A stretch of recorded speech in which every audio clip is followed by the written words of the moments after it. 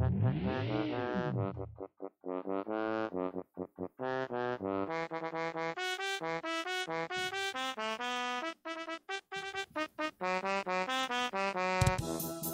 and welcome back to the podcast that drinks and sometimes be knowing things. I am Luke, and I'm joined with my co-host, Abby.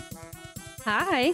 This is a bit of a departure of our normal episodes. That's because we're getting into Game of Thrones Season 7, which, if you've been around for a while in the Drinks and Knows community, the three of us rewatchers, Glenn, Ben, and I, have watched those, and we started our podcast with that. So, we are actually going to do a quick, about 20-minute Gertie's initial thoughts chat, so she has a chance to have some unbiased, uninfluenced thoughts of her own, and we are actually going to rebroadcast those original episodes. More on that later, but we are getting into Season 7, Episode 1, Dragonstone. Abby, the floor is kind of yours on this one. I told you I wanted to hear your top 5 thoughts here, and you came back with a theme, which is always good. So let's hear about it. I wondered if, hey, let's talk about the ladies. Ooh. It's ladies' night. Whoop whoop. Thursday night ladies night, feeling right. Hey, I didn't even know that was a thing, but it works out. I'll take it. So, other than that, I mean, you did an intro. I'm gonna do the rest. Not really. You need to talk a little bit. I'm just here to drink. Actually, are you drinking tonight? I am. I have a Wicked Grove. It's wicked. That's wicked, bro. Mm-hmm. Hard cider. A Four Hands Divided Sky Rye IPA. It is a beer, and it tastes like beer. I like it. Well, cheers. Cheers. All right, so what lady are we going to chat about first in this opening episode? I think we're going to do it succinctly as we see them in the episode. So we'll start with Arya. Arya wins at the twins. Whoop, whoop. Oh, yeah. Winning and winning. Twinning and winning. She, initially, when I first started watching this, I was like, it didn't even catch it. And it's not when she starts or when Walder Frey starts saying like, oh, and you slaughtered a pregnant woman or whatever his little speech is. Mm-hmm. But I was like, okay, there's Frey. And then I was like, oh, wait, didn't he die? Like, didn't he? He's dead. Okay, what's going on? And then I was like, all right. And as we started getting into it, not quite when she starts to give it away completely, but I was like, oh, I know what's going on. People always say that they realized it right away, and I don't know. Like, there's no reason we couldn't have just jumped back to like before Arya got there. Like, it could have been like the opening to that party, right? Like, that's what I wondered, like flashbacky, and I was like, I don't really think they do flashbacks unless it's like Bran or like way back. Yeah, but at the same time, I mean, it's their show; they do whatever the hell they want. So and why couldn't flashback? They've kind of flipped the script on a few different, cinematic styles here and there. So yeah, I mean, like you said, it's their show; they can do whatever they want. Exactly. But, I think it was pretty well done. Yeah, and so I definitely did get like the little bit of like,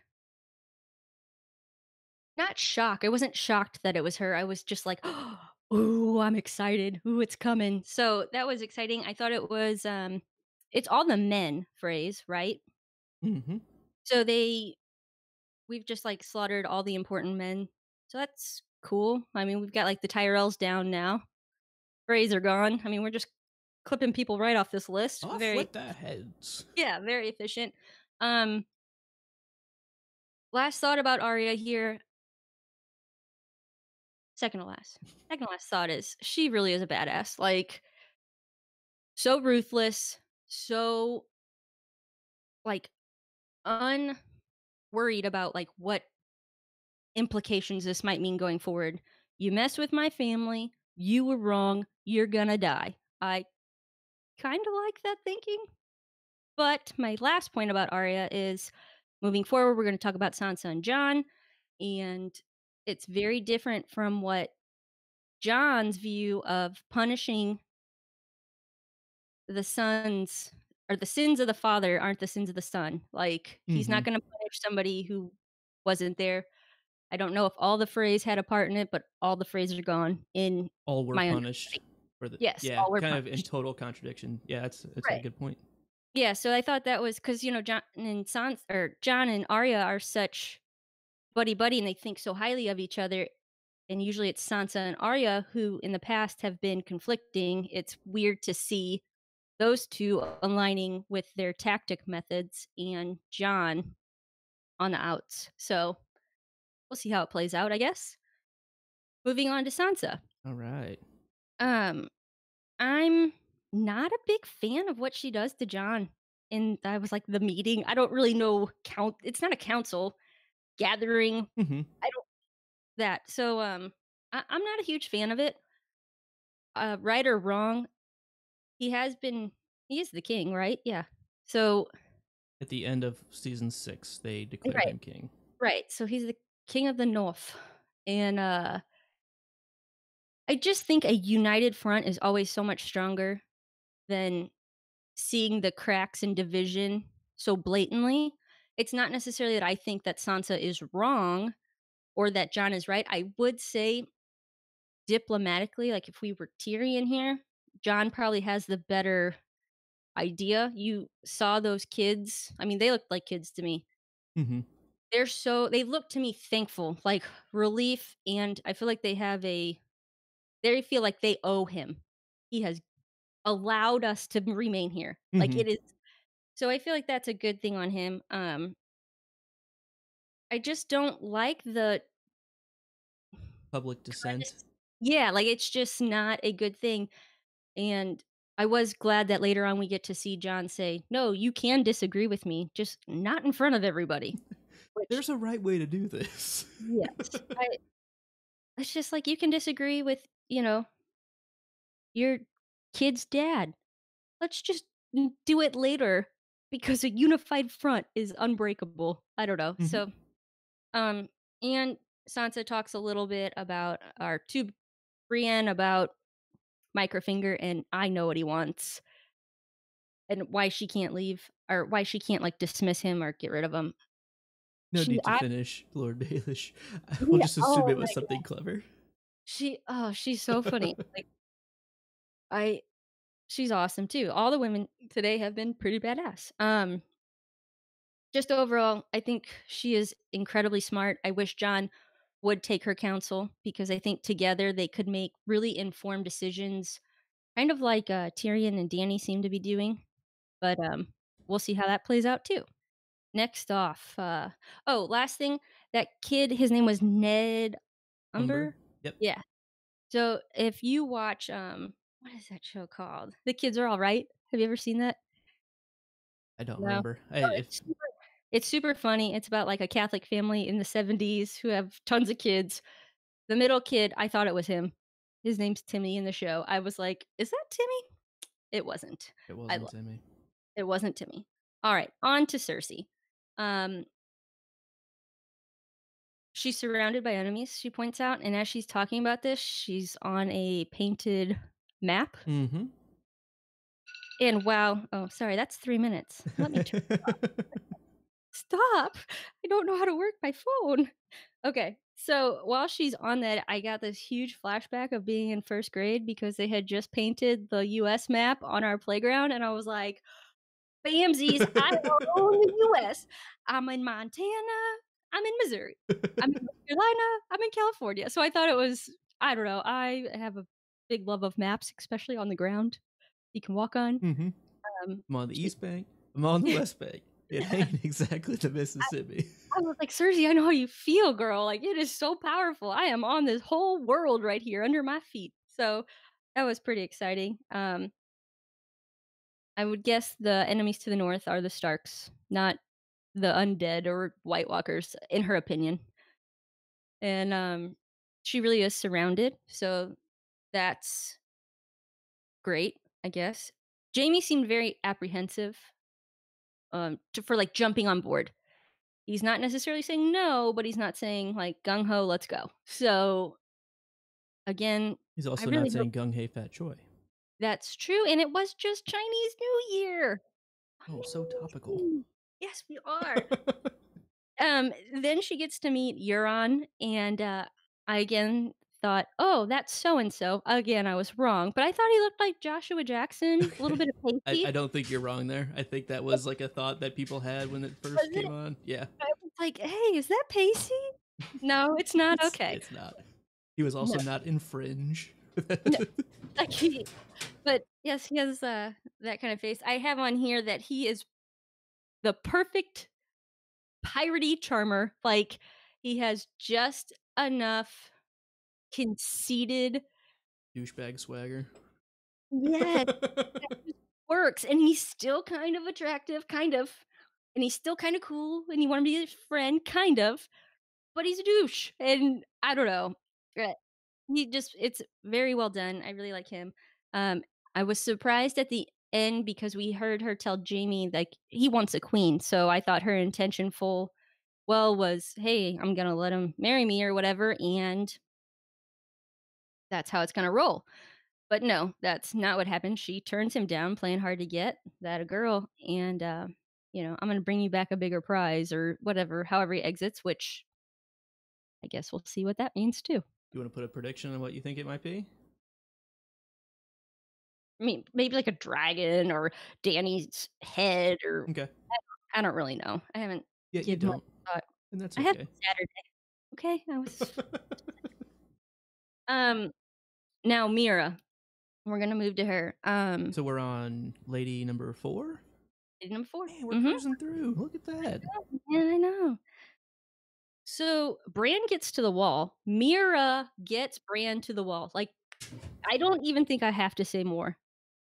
I think she wins badass of the day for me because oh man, even if the White Walkers were not a thing, the Night King was not a thing, we don't know, how many miles or kilometers that they walked or trudged or whatever, but it was a fuck ton. We do Let's know that. I mean, not downplaying it at all, but we do know at the end of season 6, Benjen had gotten them into view of the wall. Right? oh, well, There was that's that true. scene. So You're he, right.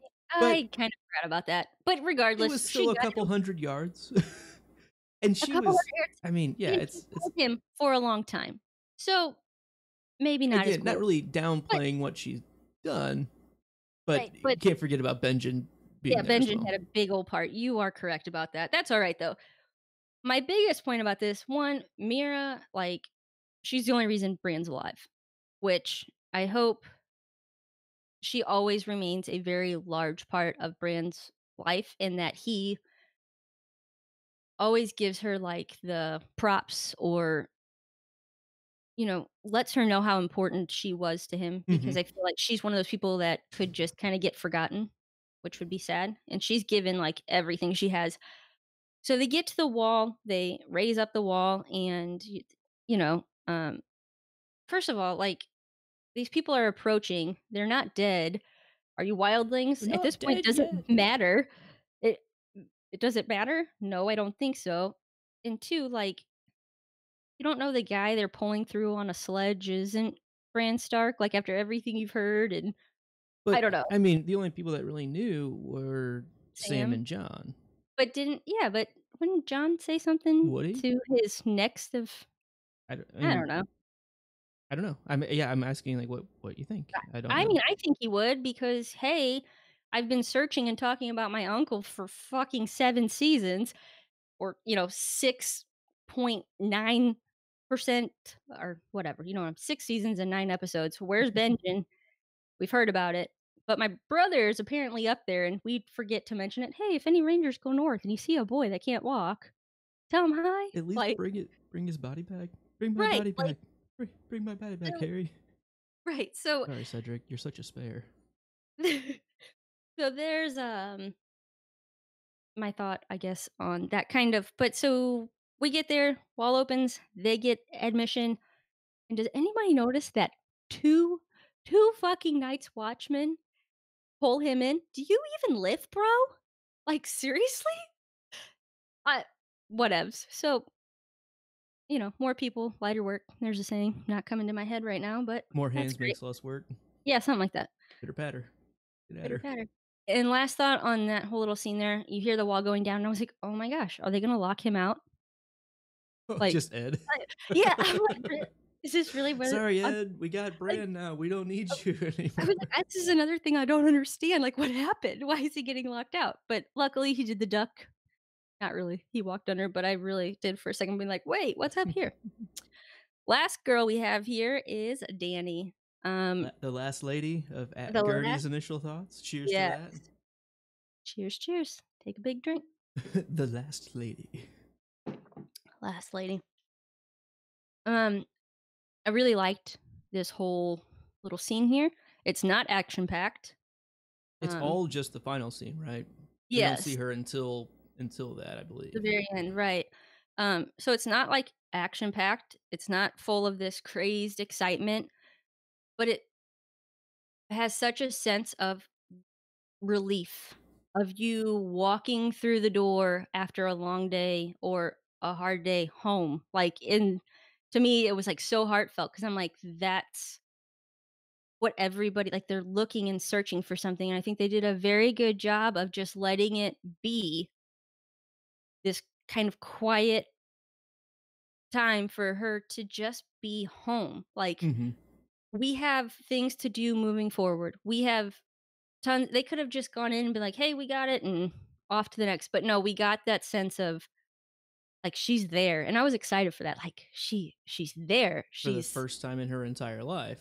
right, and I loved the, pulling down of the banner, Mm-hmm. and The flaming stag banners. yeah, it was pretty cool, and she doesn't do it like, "Oh, I'll get she's just like, "Yep, Yep, this this is doesn't belong mine." here. Yeah, we're gonna It change came that. down pretty soft though, didn't it? It was a pretty Yeah, not tied very I well. know, I wondered, like, what is it hanging on? Because I would imagine it would be, like, through something in the top, At least like attached to a bunny something. knot, right? I mean, square knot. No, it's clearly a slip knot. Yeah, it was not tight, The and, reverse way of a slip knot. yes, they did it the wrong way. Oh, so in this scene, she walks up, I'm gonna call it, like, the throne room. Hmm. There's, like, a throne type thing, Yep. and, as she's walking in, I realized later after I rewatched the scene not even the scene, like, this 4 seconds over and over and over again, it's supposed to be, like, maybe, like, a column on the wall or, like, some type of decoration, but I literally thought they had, like, a hat rack of crowns, and I was like, "Okay, yeah, that's definitely a hat rack," and then I realized as we kinda panned out that it had to have been, like, the wrong scale, and the little pointy stuff was something, like, up on top of, like, some columny looking Mm. stuff, and I was like, "It looks like a hat rack of scales Did or you of crown." realize where we were right when they showed up? Do you know where they No. were?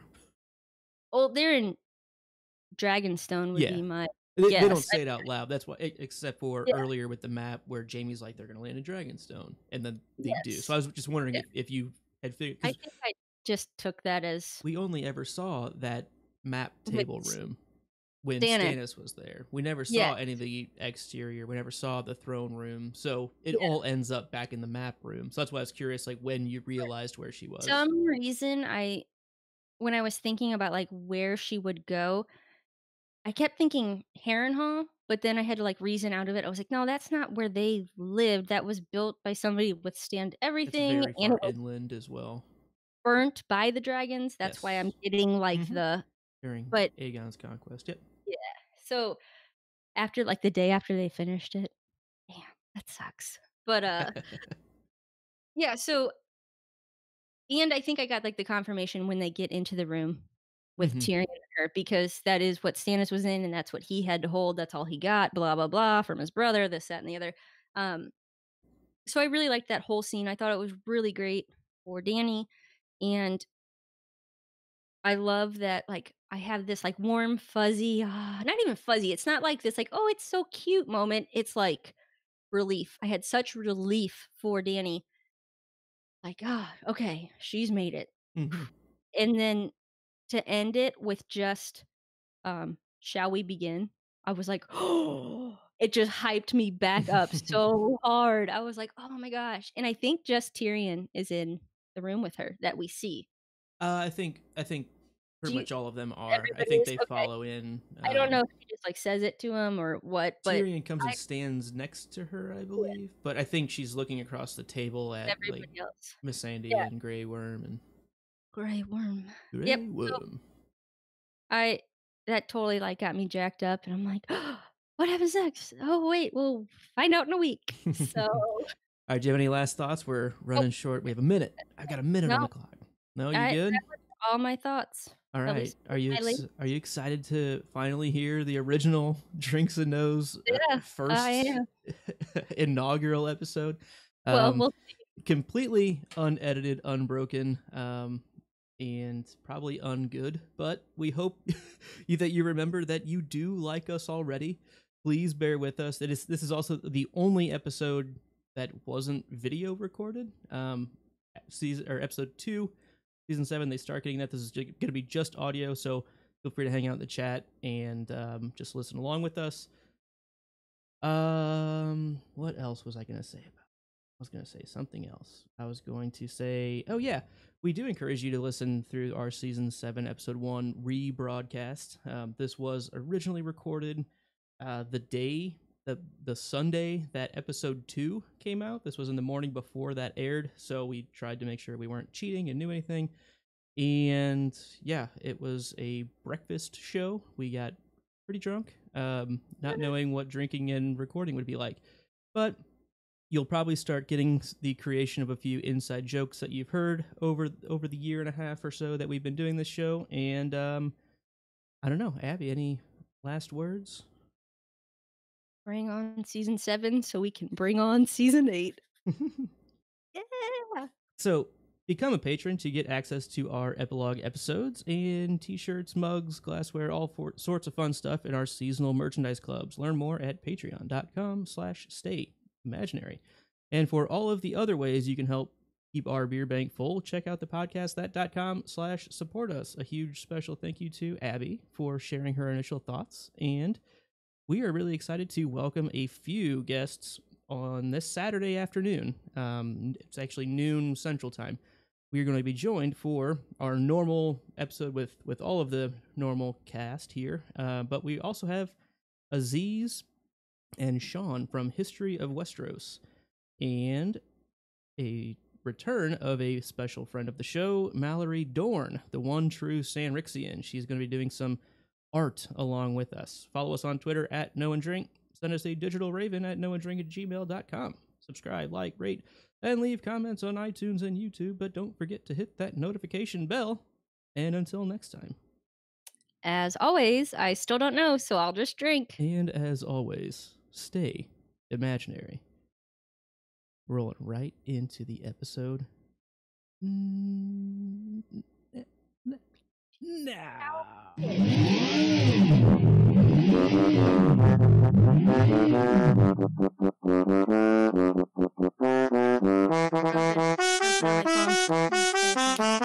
Yep,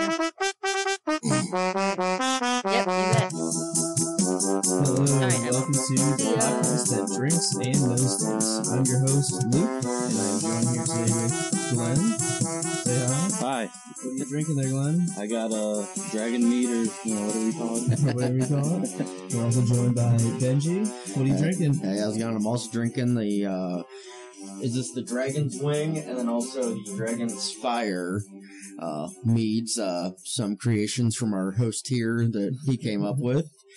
Pretty interesting. Yeah, we got a jalapeno flavored mead and also a ghost pepper flavored mead that we'll be taking shots of here quite shortly. So grab a drink and join us as we get set to do Season 7, Episode 1, Dragonstone, which aired July 16th of 2017. All right, bottoms up, boys. Bottoms up. Cheers. All right. Yep, early in the morning. Let's get going. Open up the throat a bit. That's what his science is. All right. Well, I think let's go ahead and kick off with a Season 6 recap. Glenn, you want to let us know what happened last year? Yeah, so if you remember, Jon, basically, they win the Battle of the Bastards. Jon is named the King of the North, and Littlefinger, or as we like to call him, Microfinger, just seems not amused. Like, he clearly has other intentions and kind of just something else is there. Bran and Mira get to the wall at Castle Black, and the end of the season, they're just hanging out there. Cersei and Euron claim respected thrones. Cersei basically blows up everybody with wildfire. Boom. A lot of characters, died there. And Tommen ends up taking his own life by falling out of the window after he sees what happens.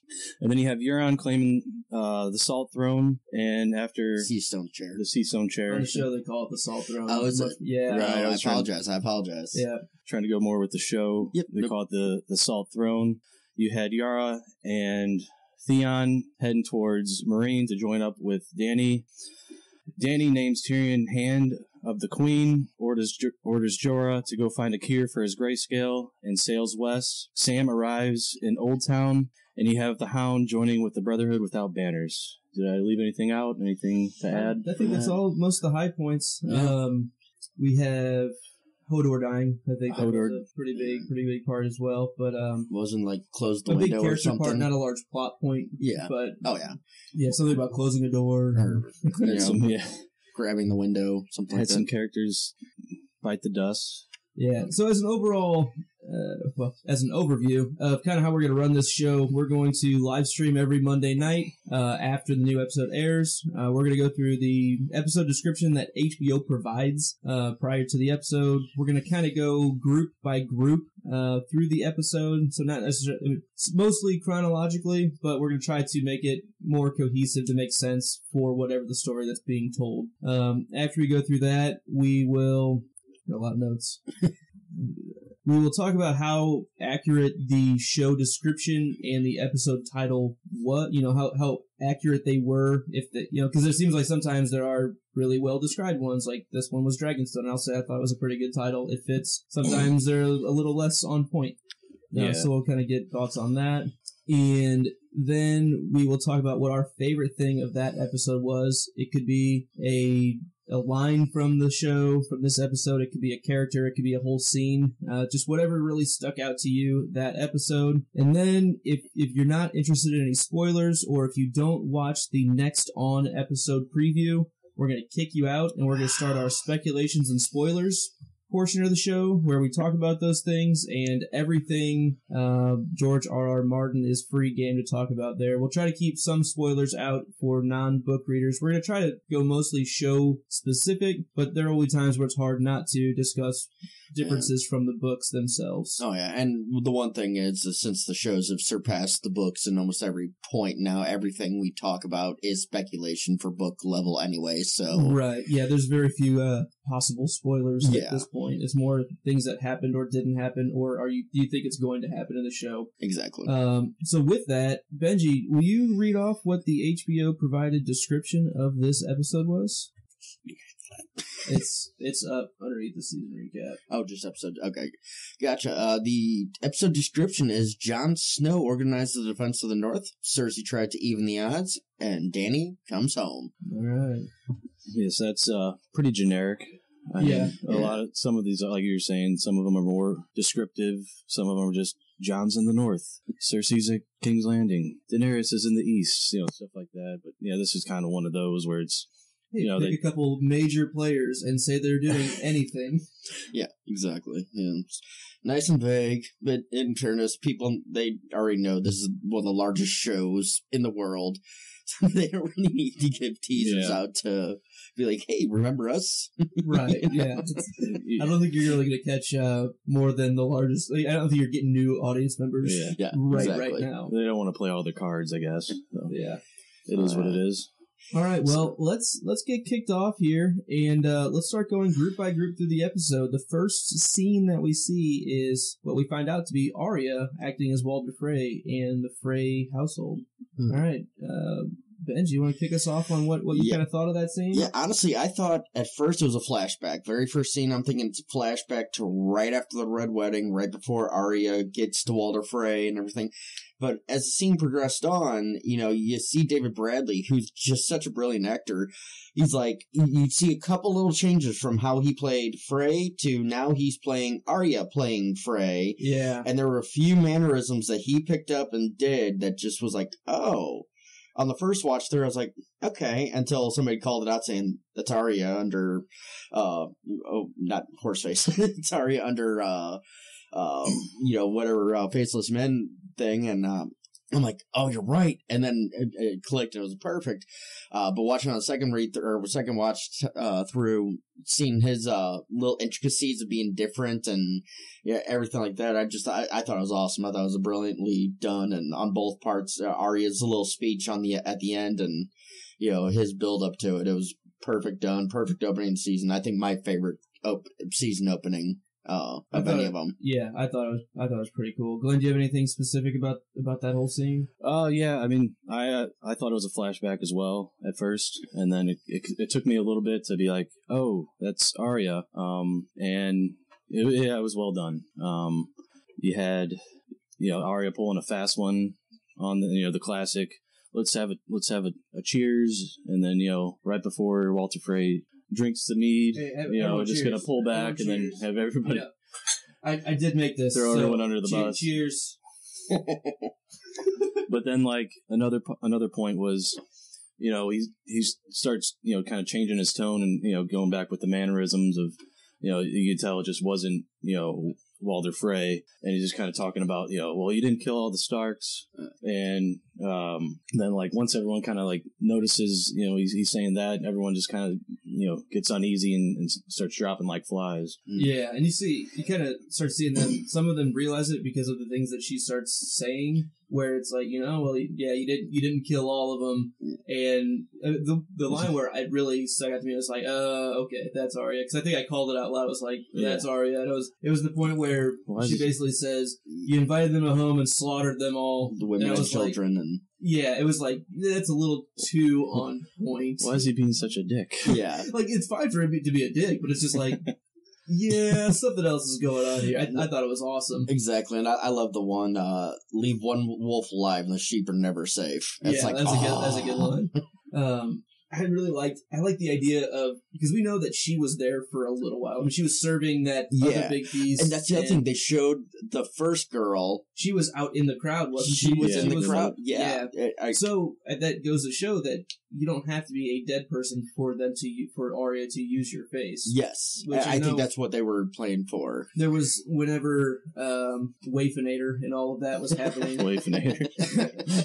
The Wayfinator. Last season, and Arya was before she was trying to get away from the wave and got stabbed in the gut, we saw the same girl that Arya had dressed up as, or taken the face of, like the episode before. It was the same haircut, walking the other way in a scene. So it was just like in the same exact clothes. So I think it's pretty clearly you don't have to be dead for her to steal your face, which is pretty nice set of skills. Yeah. Oh, yeah. I'm gonna steal your face. Hey, you, give me your face. Let me get that face. So we know that she was there for a little while before she kills Walder Frey and does the Frey pie and all that. Yeah. I like the idea of her kind of studying Walder's mannerisms to become more believable, like leading up into where she starts switching into Arya, that looks like Walder. Because at the very beginning, it's like, yeah, that looks just like Walder, like the way he acts and everything, and he does, he gets everyone's attention by knocking the glass, the cup on the table. And then it slowly migrates into what Arya's mannerisms would be, and I don't know, it was brilliant. Yeah, David Bradley was awesome right absolutely. There. Sparing the wife. What do you think that was all about? Why do you think she spared the wife? Honestly, I think just because she had the feeling, like, it's the girl thing. It's she knew she wasn't a part of the original attack or anything, and to take out the sons, you take out the house, kind of thing. Okay, take out the guys, take out the name. Yeah, I think also, I think also probably just to get. I know there's a couple serving girls that didn't die as well, but I think just to get the word out. And I don't think she's a threat. That girl is not. That 14-year-old girl. Yeah. Who clearly didn't want to be a part of any of that anyway. She's not going to do anything. Exactly. Do we know who she is, house, family-wise? before marrying in. I don't know if they really say. We just know because I think it might be the same actress that was there with when Catelyn. Oh, in season 1 or 2, she was about to kill, and he's like, "I don't care. I'll find another one." Right. Oh, you're talking the one at the Red Wedding. I was thinking when Catelyn goes and sets Robb up to marry him, she goes and does that treaty with Walder. I think it's the same girl that it's Daniel Bradley grabs her ass, and it's like so weird because she's like 13. 12. Yeah. I think by this point they're not marrying into families. Like it's probably somebody from the twins area, maybe not a Frey line. I'm sure people out there know like who it is. Yeah, and if you do, send us an email. Yeah, let us know. Let us know. We're always happy to learn. A little help. Yeah, I thought maybe if there was something with what house she was from, maybe it's like not worth provoking them, or like, hey, we took out this problem that you guys had because they probably got suckered into marrying the Freys as well. Yeah. So it's almost like, hey, but at this point, I don't think Arya really gives a damn about the politics side. She's gonna kill who she wants to kill, and she'll let live who she wants to let live. It's kind of one of those of. She has her own weird justice going on right now. Yeah, I wonder how much she knows about like what's going on with like Jon and Sansa. Like we don't get any indication on that at all. But I wonder if she's aware of Jon was crowned king in the North at all. I mean, that's a pretty big deal. You think just being around, she'd hear about it. Yeah, word would get out. Right. So there could, and she is loyal to her family in her own weird way. Oh yeah. But yeah, winter came for House Frey. I thought that was a good line. I definitely agree that it was kind of like get the word out. Hey, shit's real. Like, don't be like these guys. You just got reigns of Castamere by one person. That really puts her on the same level as Tywin Lannister on something like that. Yeah, taking out an entire house. Where the Freys tried to do it with the Red Wedding. Yeah, they tried to take out all of House Stark, but they didn't. They didn't have Tywin Lannister took out all of the Castameres. Yeah, or the reigns at Castamere. Yeah, and she's, as far as we know, there are no other Freys out there. Yeah, that we're supposed to assume that she took them all out. So that because the only other one would have been Fat Walder. But Ramsay took her out. Yeah, and the male child. So it's not even like a second bastard type son. I don't know. Pretty interesting. So let's move to the opening credits. You guys have anything specific on what you saw, what you didn't see here? There was no Essos. No Essos. Just kind of same kind of setup. Yeah, they had Old Town in there. Yeah, a song of consolidation and and thrones. Right. We did see Old Town again, which looked pretty cool. Yeah, but that's really all I had on it. Music's still great. Oh, gets me excited every time new season starts. Then we moved. Go ahead. What do you think about? Sometimes they just kind of do like the recap and then run into the cold opens. I liked it worked because apparently I did find this out. That scene was actually supposed to be in the middle of the episode. But after rewatching and everything, David and Dan were like, okay, yeah, no, because people will kind of get confused and everything. But also, it's just such a badass opening. Let's put this in the open. And so I thought the cold open for this one was perfect. It was, go right into it. Again, because... When else have they done it? They did it season 6, episode 10. I think season 6, episode 1, with Cersei's... flashback. I think that was a cold open. The Valonqar, that one? Yeah, the Valonqar prophecy. Maggie the Frog. Yeah. I think they did when they brought the Hound back in that one episode where... Yeah, with Ian McShane. So yeah, season 6 did a lot of it. Yeah. I don't know if they did it too much before that. Yeah. I mean, maybe a couple here and there. I'm trying to think if like Hard Home, anything like that. I don't think that was just a really long episode. Yeah. It was like the longest battle scene up until that point. Really? That Hard Home? Continuous battle scene. Even longer than the Battle of the Wall? Battle of the Wall was...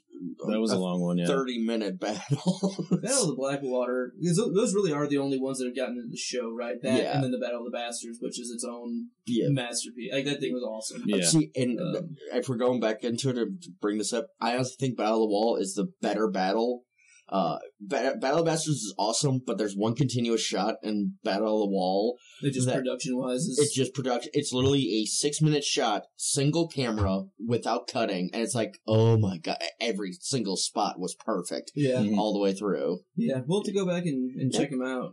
And, I think the Battle of the Wall kind of gets forgotten about. You know, it's a good one, but people always talk about the Blackwater, people always talk about Battle of the Bastards, people always talk about Hard Home. I think Hard Home really hit home with me because it's like the White Walkers are straight up legit, and it's hard, and they're coming to your home, and they're winter's coming, and so did I. They're snatching people up, try to rape them. Right. So you better hide your kids, hide your wife, and hide your husband. Because they are reanimating all of these zombies. Yeah, out there. Yeah, exactly. I agree. The Battle of the Wall was a pretty good one. Yeah. The Giants were cool. Yeah. But you guys got anything else on that? And the Mammoths, too. And the Mammoths. Yeah. Never forget about the old Mammoths. Oh god, I'm trying to think of the giant or it's from the book, the guy who died in the wall, like in the the Meg the Mighty, Meg the Mighty. But I'm also thinking of the John's friend from the Night's Watch, where they both killed each other. Yeah, Gren. Yeah. Yeah. Well, Gren was the only one that died in the book. In the show, both of them. Yeah, both did. Yeah. And also down there in the book was the blacksmith, Donald Noy. One-armed blacksmith. Neumann.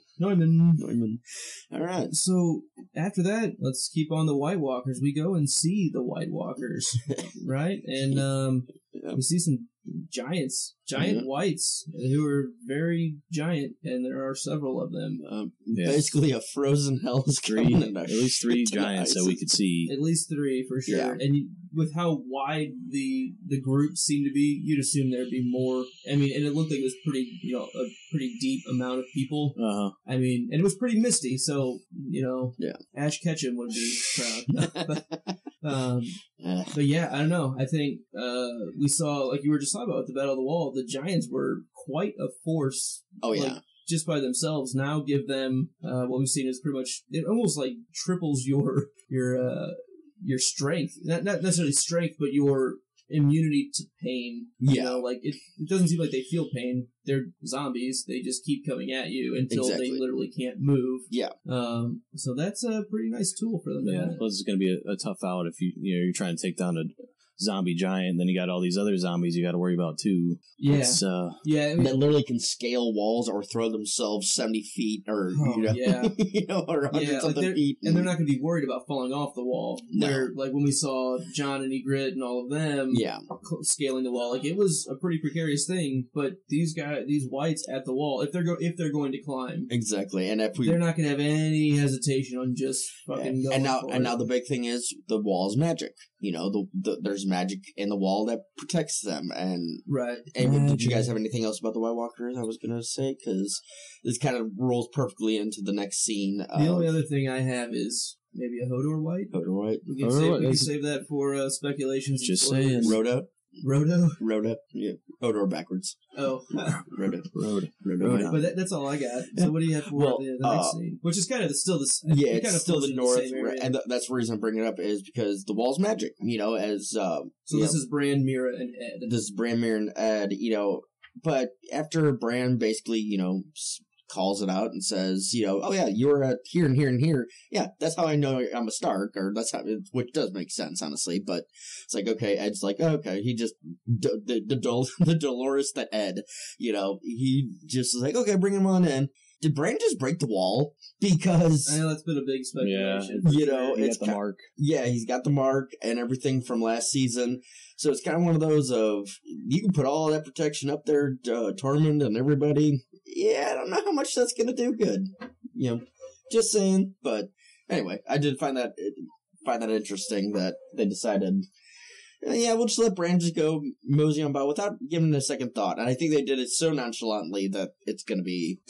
Yeah, we don't know a whole lot about the mark magic and like all of that, and if it's the same as what is done on the wall compared to what's done on the cave that they were in, and also if it matters on like who did the magic, like if they're the same person, like if Bran the Builder is the one who builds the wall and is also responsible for creating the magic to protect it. Because you had basically Benjen Stark kind of, it was like the same way where he gotten, hit by the White Walkers, and then he got saved by, I guess, the Children of the Forest. But he drops them off and is like, well, this is as far as I can go because, I have to stay here now because I've been marked, basically. Right. Yeah, so I almost think they are different. I don't know. We'll have to kind of wait I think and there's a see difference between Bran and Benjen on that one. Do you think there's a difference between the Night King and what Benjen is now? No. It seems like they're the same. I mean, he basically says they did the same thing to me that you already saw them do in a flashback. Yes, and to I think, King. and I think, they're the same. And now, if Benjen wanted to get south of the wall, personally, I think now he can because Bran the Builder built the wall, and this is Bran the Destroyer. That's pretty cool. Yeah, I haven't heard that. Bran the Destroyer. Bran the Destroyer. Yeah. So the Bran Crow knowledge, like, how did he know that Ed had seen the White Walkers at the Fist? Did he say the Fist of the First Man? Yeah. How did he know Weirwood.net. Right. I mean, he's basically just tapped in and knows these things. Yeah. But it's not like any kind of telepathy. He's not drinking, but he knows things. But he knows. Yes. Things. Yeah. I think, because when he did the, the 100 terabyte download, he got everything. So everything that it's auto recall. Three-eyed Bro had seen. Are we going to call him Blood Raven, or are we just going to call him Raveman? Raveman. Whatever, yeah. What's the Raver? Everybody loves Raveman. Everybody loves Raver. What are we doing here? So everything that he had seen got straight, direct link uploaded to Bran 2.0. Yes. Right. To Bran of the Destroyer. Yeah. My only other thought about that scene is we didn't hear any horn blowing at the wall. I feel like it's always, and maybe that's more of a book thing. But they were close. They were maybe close enough already. The horn had already blown. Yeah, and they met them at the gate, so clearly they already knew. But how many horn blows do you think they got? So it's 1 for friends, 2 for wildlings or foes, 3 for others in the book. I don't know if they really talk about that. They probably got 2. They probably because they didn't know. They don't know. They don't know. Yeah, they probably got 2 quick blows. Yeah, 2. That's fair. Let's not draw it out and be dramatic, but it's almost like the courtesy honk. When someone's not going honk. A left turn light, you'd be like, beep beep, can you please fucking move? Right. Please, passive aggressive, get out of the way. It's not the long blown, move it, I'll lose it. Every time I honk the horn, I think the word that the horn is saying is please. Please. Or please. So, you guys got anything else on Bran, Mira, Ed, and the gate? Yeah, I was gonna say because they kind of transitioned from the White Walkers coming, and then clearly they cut to Bran as he's warging. Yeah, with the eyes. Right when the gate opens. Mm-hmm. Yeah. So he's coming back from warging right when the gate opens. Is that right? Yes. The gate opens and his eyes kind of roll forward again. Yeah. So it's almost like maybe he was like a bird or something flying. Mm-hmm. Flying or through. A raven. Or a raven. Raven. My question on that, and maybe this is still something we push off to the speculations and spoilers part, is do you think, because Bran seems pretty special that he's a warg and a green seer. That seems to be the real rarity that he has to why he's more powerful than most others that we've seen. Yeah. Do you think that he can warg into the Weirnet? Or is it only still you have to be in direct contact with Weirwood, which I think is I think you have to be in contact with Weirwood to access the Weirnet if you are a green seer, or as a warg, you can just kind of do that with specific animals, which takes effort. Yeah. Do you think he can warg into the wood, which is a living thing? No, I think Weirnet is more of a land system. You have to have... It's got to be a direct contact. Got to be direct contact. Warging, because he's been able to do that since he was 8 years old. It's like satellite internet. Yeah, exactly. So I think he can jump from that to that. But the actual knowledge and, the history stuff, I think he has to have the... He's actually has to have the mental remembering, tapping back into that. Yeah. Plus to add on that, he's just became the 3 or the Raveman. Mm-hmm. Whenever the other Raveman died, Brendan Raven, the old Raveman. The old Raveman died. His glow sticks. Whenever he was saying that like Bran's just not ready, but he has to take on the role. Like there's no other choice. You got to take on the role. Toss into the fire here. Like you're not ready. Not really. Didn't boost a lot of confidence for Bran. I'm sure. Well, am I ready yet? No. Well, you're not. But guess what? It's on you now. Right. I am kind of stuck. Yeah. So I literally can't leave this. Like I'm. If there was like, I don't think Bran knows enough about what to do because he's just kind of starting out. Without having like the full breadth of knowledge that he needed, probably. Sure. I think that's fair. Is that working? Yeah. I guess. How's the quality? Oh, no, sorry. I was doing something else, putting out a little... Oh, nice. Well, work on social media while we're doing it. Exactly. That's what live streaming is all about, right? Yes. You gotta check your connections. Check your tweets. Check your tweets. Check your shoes at the door. All right. So I think there's a lot of really interesting stuff. Bran's one of my favorite storylines in general. I like the magic stuff quite a bit. I like fantasy stuff. And this definitely has been like a very minor role up until I think now. Like I think middle of last season we really started hitting it hard on Bran and kind of learning more about the Children of the Forest and Night's King. And I mean that's absolutely what we've been since the very first opening credit, scene of episode 1 working towards. Like that's the overall story I think is fighting the invasion of the White Walkers, and we're getting there. See, now, personally, Bran, up until last season, was my second least favorite character. Okay. I was so bored, and because of books and show, just so bored, and just like, come the fuck on. Yeah. He's just so damn boring, and just like, okay, you're walking. Remind me of Lord of the Rings. Oh, wait, just, it's all about walking. Now it's actually interesting, and I'm glad they took season 5 off with no Bran. Like, remember that Bran... They kind of probably should have done with Dany. The repercussions were... There's no Hodor as well. That's true. That was the real loss. This is true, yes. But... Rest in peace, Hodor. Christian name. Let's take a drink. Take a drink for falling. Drink and no things.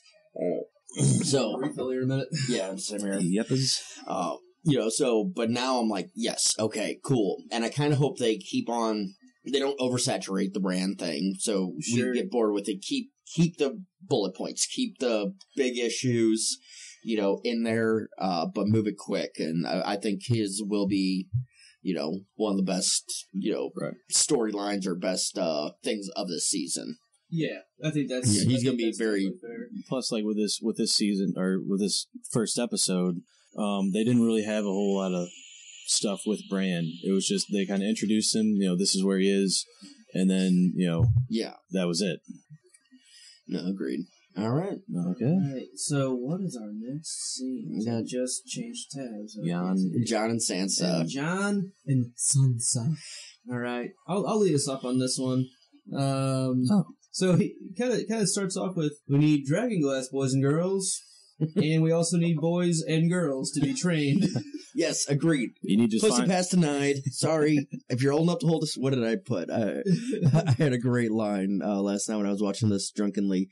If you can hold a spear, you can learn to fight. And that's pretty close to what what Jon does in the books with the wildlings. Yeah. And I think it's really cool that it's being... I really like the Lyanna Mormont edition. Yes. Because it gives a lot more depth to... The North isn't just a bunch of grizzly old men making decisions. These are little people, girls with balls. Little girls with bigger balls than the Glovers. And the Umbers actually. Yeah. We'll get into the Umbers and the Karstarks, but the Glovers. It's what's his? I don't remember his first name. Donald. Oh no, that's an actor. Donald Noy. It's Donald Glover is an actor. Donald Glover. What Donald Glover was saying was Donald Glover from Community. Donald Glover from Community. Whoa! From Angels in the Outfield. Let's be clear. No, Danny Glover. That's Danny Glover. Danny Glover. Donald Different Glover guy. is different guy. They might be really good. That might be racist. I hope it doesn't. I don't mean that to be racist. I thought the guy from the Lethal Weapon movies. Yeah. That's Danny Glover. Danny Glover. Angels in the Outfield. I'm getting too drunk for this. Yeah, that's only. But yeah, Lyanna Mormont definitely a badass, and I like the depth in population that gives the North. I mean, clearly we know that Bear Island women are they're warriors because they got attacked by Iron Island, the Ironborn anytime And the men went out. Skagos. That's on the other side. That's on the east side. I thought there was I thought there was something that they battled They each had other. 62 men that fight like the strength of like 10 men. Of like 600. Yeah. Each man, divided by 9. Yeah. Yeah. No, I think Skagos is a big issue for the Umbers, who are like the most northernly house. Gotcha. They also deal with a lot of wildlings. I could be wrong on that. But and again, Skagos not on the show, but technically. It might be. They just didn't mention it. It's Not on potentially where wildling Tonks, Asha, OSHA. That was OSHA. Yeah, that's right. OSHA. Took Rickon, potentially. We don't know. Walnut cracking psychopath. Doesn't know how to zigzag. Come on. Serpentine! Come on. You tried to evade an arrow before? Come on. Right. Yeah. So another thing that happens right there is, the wildlings start basically taking over Eastwatch. I mean, that's what Norman Giants made says, you know what, we're going to be the Night's Watch now, which is pretty bad. He's like, I guess we're the Night's Watch. Yeah. It's kind of like, that was pretty funny. Calling out Westeros in general for like, why the hell did we get, why is it a big deal if we're not the enemy? Almost like a racism card. It's a total bigotry thing, being like, guess what? Because you live over here. Protecting your asses at this point, so I thought that was really cool. Do you guys have anything before we get into the Jon and Sansa kind of bickering stuff? Because I have quite a bit on that. I have a few things on that, but no, nothing before that. All right, Glenn Dog. I think basically with like the wildlings, like Jon just kind of diplomatic, I'm not the king of the wildling, the free folk. He was very much like, but would you guys, hey, would you guys mind? Yeah, would you mind? Would you mind? Well, I think he made it pretty clear I think it was about episode 8 of last season, where they had all of the wildling leaders there, and he's like, you know what? I'm not asking you to fight for me. I'm asking you to fight with me. Yeah. That was the real thing, and it sounds like, for character consolidation, Tormund is representing all wildlings at this point. He's the face of the franchise. He's the face of the franchise. Yeah, since the Fens ate each other, Face of the franchise. Tormund Johnson. Just called up the Husband of Bears. Husband of Bears. AAA Fist of the First Man. the hard home veterans. But yeah, I agree that Jon did a good job being like, I can't speak for the wildlings, but we need your help. However, here's a proposition wall protection. Yeah, that was all I got. So after that, they start talking about other protections around the wall and how the Karstarks and Umbers have open castles that are unprotected, and Jon says that I will not, take down a house that's been loyal for centuries, take away their ancestral home because of a few bad eggs. Yeah. Yeah. And Sansa pretty much kind of straight up disagrees with him in public, in this huge official formal forum, and it kind of just shows disjointedness. Yeah, to me. Exactly. I wasn't going to use that word, but yeah.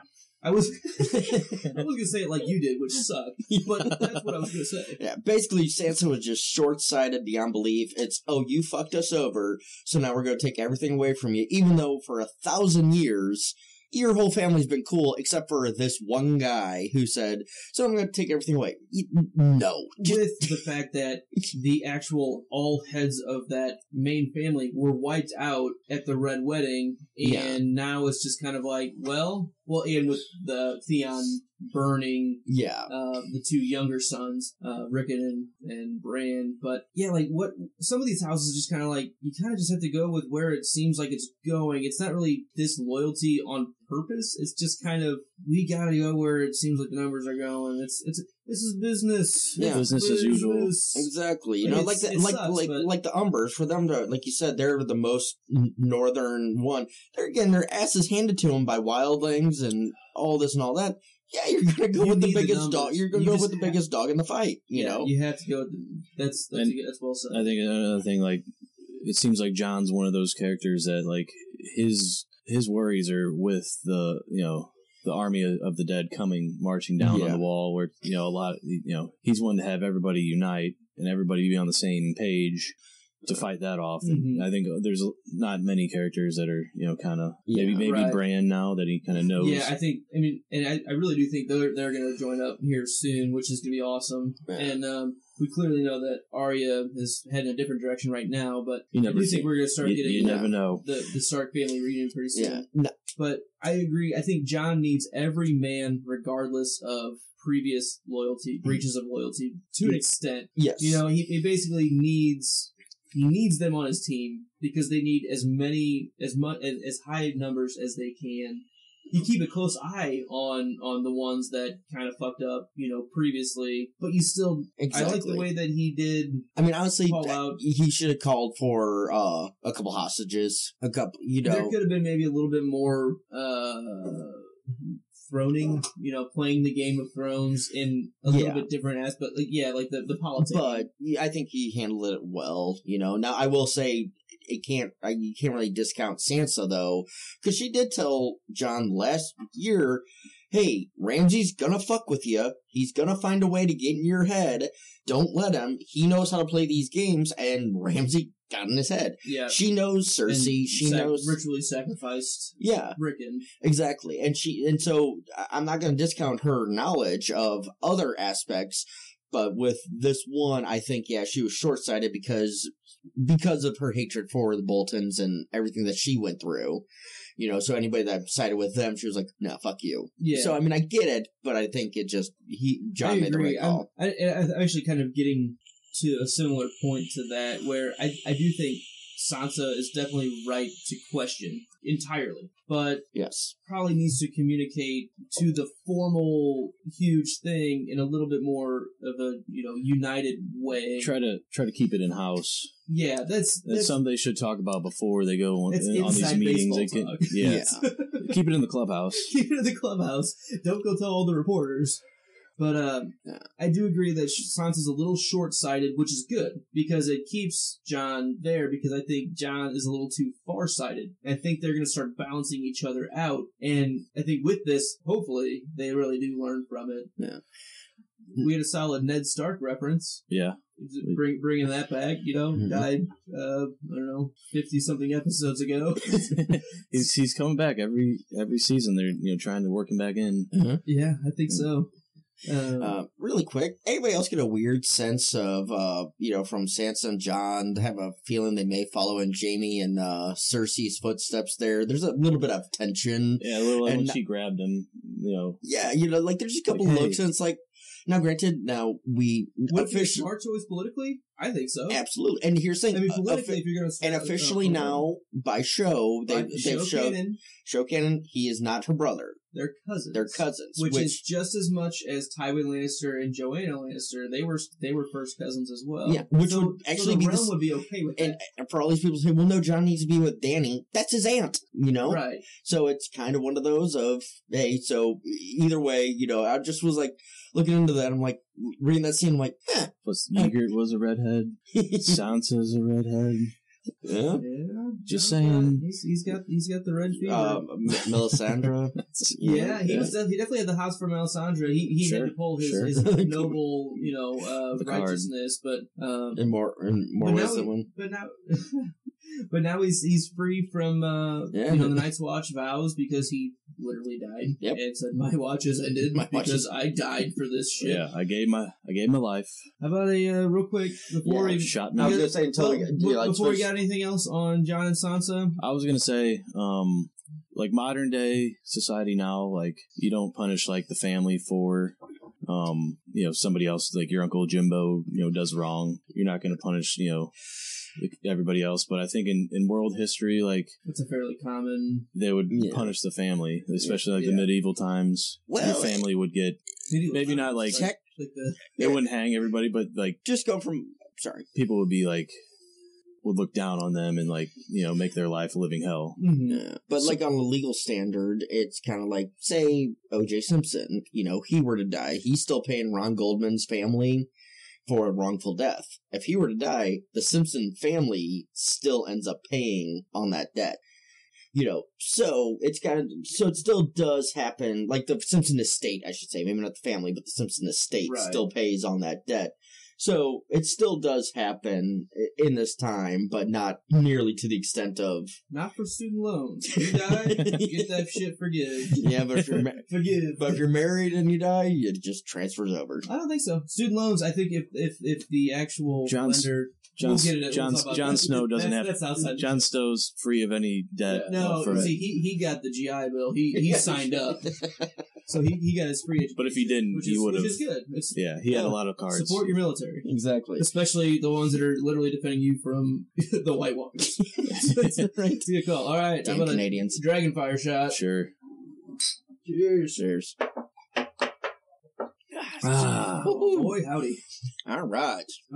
So the next area we go to is Cersei, Jaime, or Jaime Lannister, and Euron Greyjoy, the Crow's Eye.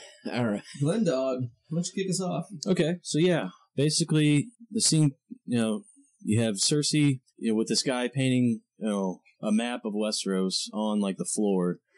And then Jaime like kind of joins, and then they start talking shop, about their enemies and all this, and how to survive.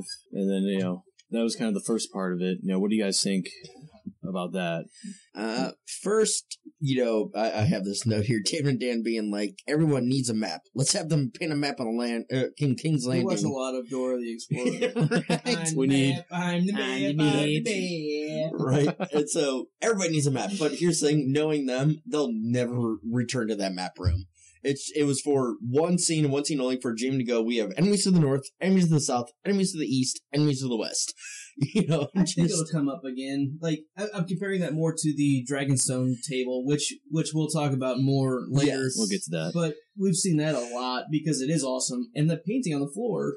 That's a pretty good painting. I like that they showed that they were still working on it. Like, he was still painting the north, like, beyond the wall was the only thing not painted. Because, like, oh, that's good enough. What's he going to draw? It's like, just leave it white.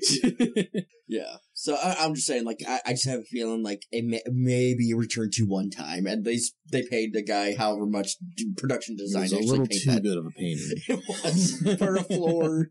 So, for a floor, yeah. On that, people are going to walk on and get dirt on and mud. My guess is that spill drinks. If Cersei loses and someone takes the Iron Throne, they're going to show a scene of whoever conquered them standing on that map. Yeah. That's, if it only happens one at a time, that's my guess. Yeah. They're going to play shuffleboard on the map. It's kind of like you got beat, you created this thing, which is cool, and it's pretty memorable looking. Yeah. But now someone else has it kind of deal. What do you got next there, Glendog?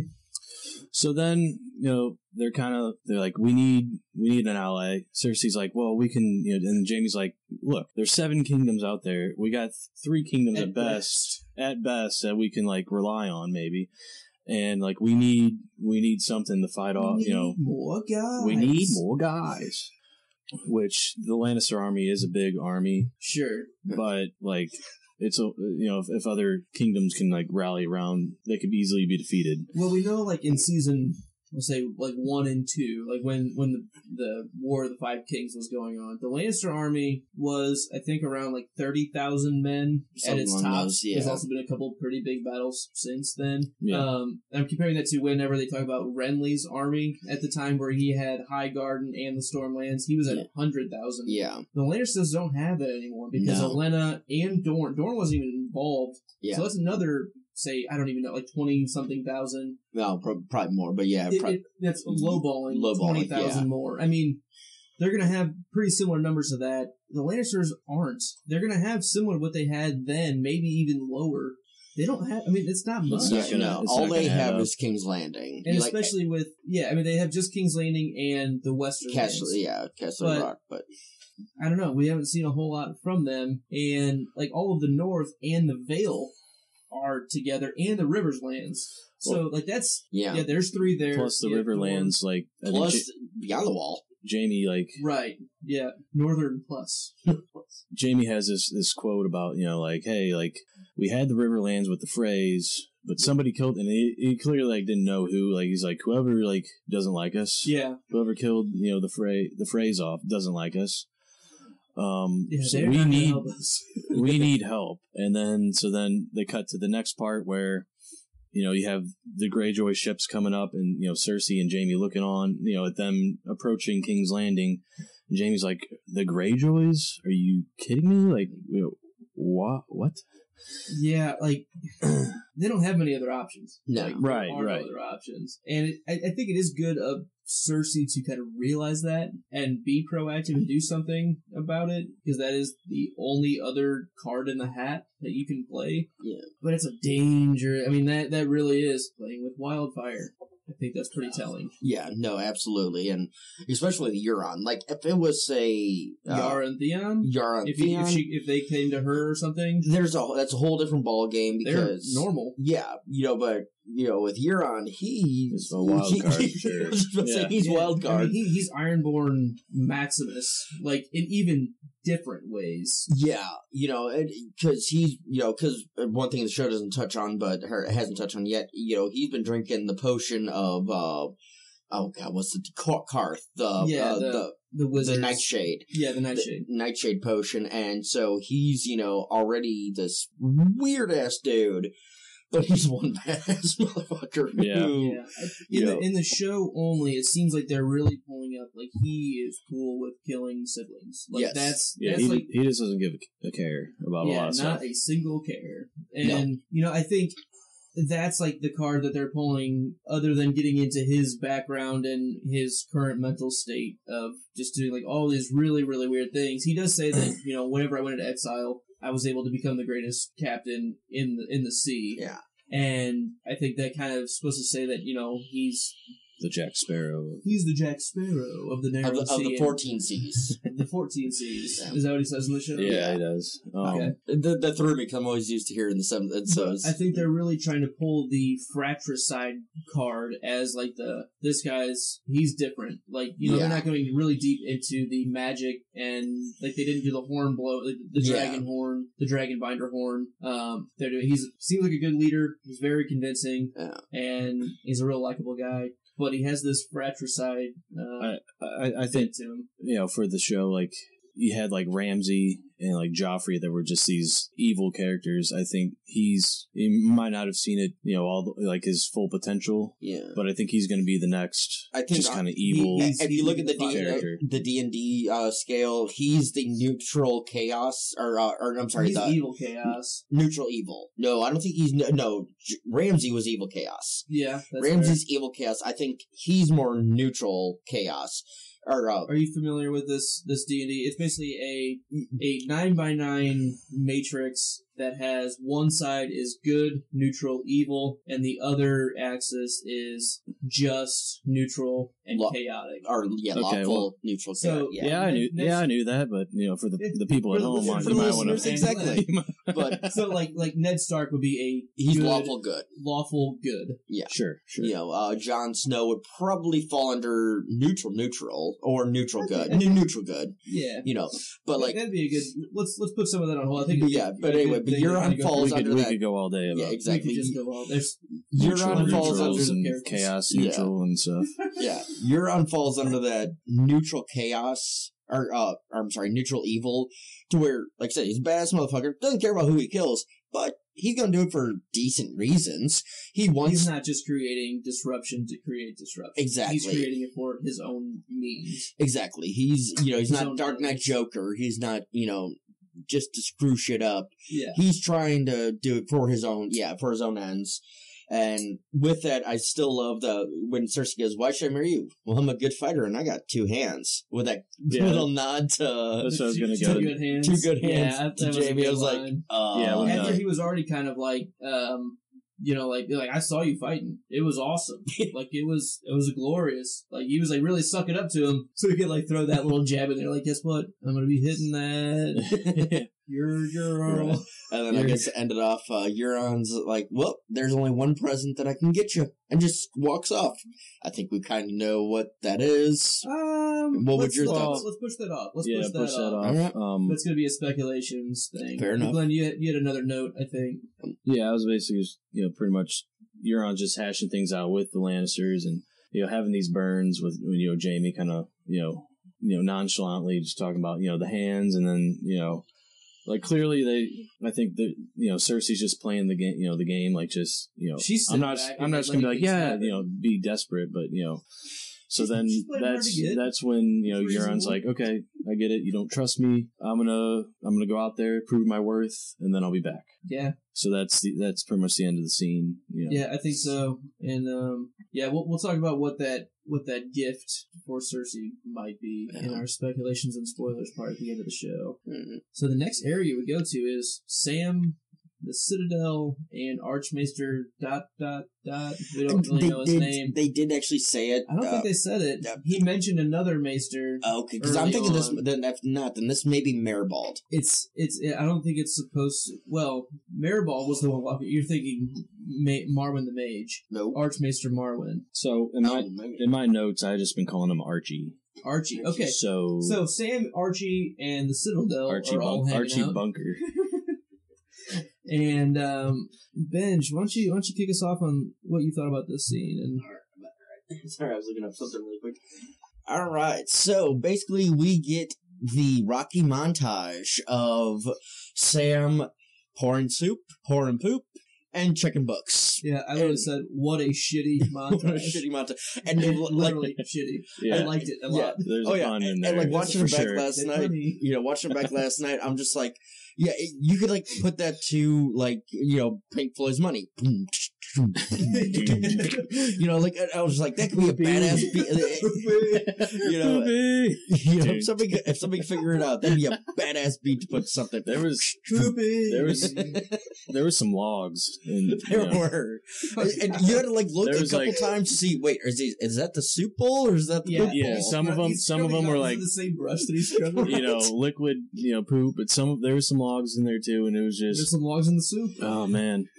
It was a great scene. It was so funny. It was well done. They don't do that often. It was well done, and it's a well way to show that the elapsed time, because the time frame in the show, it's so weird because it's tough to tell where this is, and there's no relation. Yeah, really. And so I'm taking this as this was 8 or 9 months of him just over and over again, up to a year of just this going on, and it's got one of those of he's looking around, trying to figure out stuff, and then goes in the library. And I think Sam was kind of hoping to get an invisibility cloak, to get into the restricted section, Harry Potter pun. Yeah, they'll keep happening. Well, which also is saying because the Archmaester that he ends up doing the autopsy with is Slughorn from number 6. Yeah, or movie 6. Movie 6. Yes, he's not actually the same actor in the book, but I won't get into that. I think you mean same character. The fans and everybody. Sam is expecting he's going to come down to Old Town. He's going to become the new Maester of the Wall or Castle Black. And then they're going to welcome him with open arms, come on in, take any book you want, and, you don't have to do anything. But here's all these instead links. they kind of knock him down a peg, and you gotta. You gotta earn your keep, and you gotta, you gotta help out. Clearly, you gotta put your time in, I guess. Yeah. You start somewhere new, and you're new. You're an acolyte, and that's shitty work. Yeah. Again, sorry. Really quick, I just found it. Jim Brodent, Slughorn, is Archmaester Ebros. Okay. Yeah. So, it's no one. He's never mentioned in the book, as far as I know. It's might just be somebody that made up, It's kind of like the brother Ray with Ian McShane, whereas it's not. That was Maester or brother Maribald. Septon Maribald. Septon Maribald. That it seemed like he was taking a part of that as well, but in the book that was with Brienne and not the Hound necessarily. Exactly, but we'll skip all that. Yeah. So I think it's more of hey, this is somebody that logically could be there. It's not a big deal. Let's just add a character because it makes sense. And I thought it was a pretty good add. Someone that Sam can kind of shadow and start learning from, and he clearly takes Sam seriously, which is cool. Yeah. One thing I think the guy they're doing the autopsy for, like, he must have gotten like a car accident or something, and he had an organ donor card. Yeah, they were harvesting those, and he was donating, organs to science. Yeah, and whatever Good for him. If you're in the United States, whatever your state policy is on organ donation, sign up for that. Exactly, it costs you nothing. It saves a life. Yeah, sometimes you actually get paid for signing up. You cannot get paid for donating organs. That's illegal in the United States of America. More on that on the stuff you should know about organs. I don't need. What organs do I not need that I could sell? But yeah, when we start selling off here. So they really get into, Archmaester Ebros.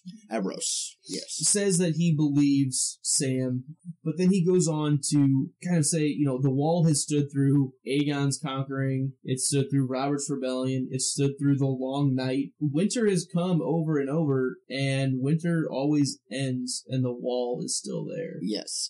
And I made a note on there about Archmaester being kind of a climate change denier.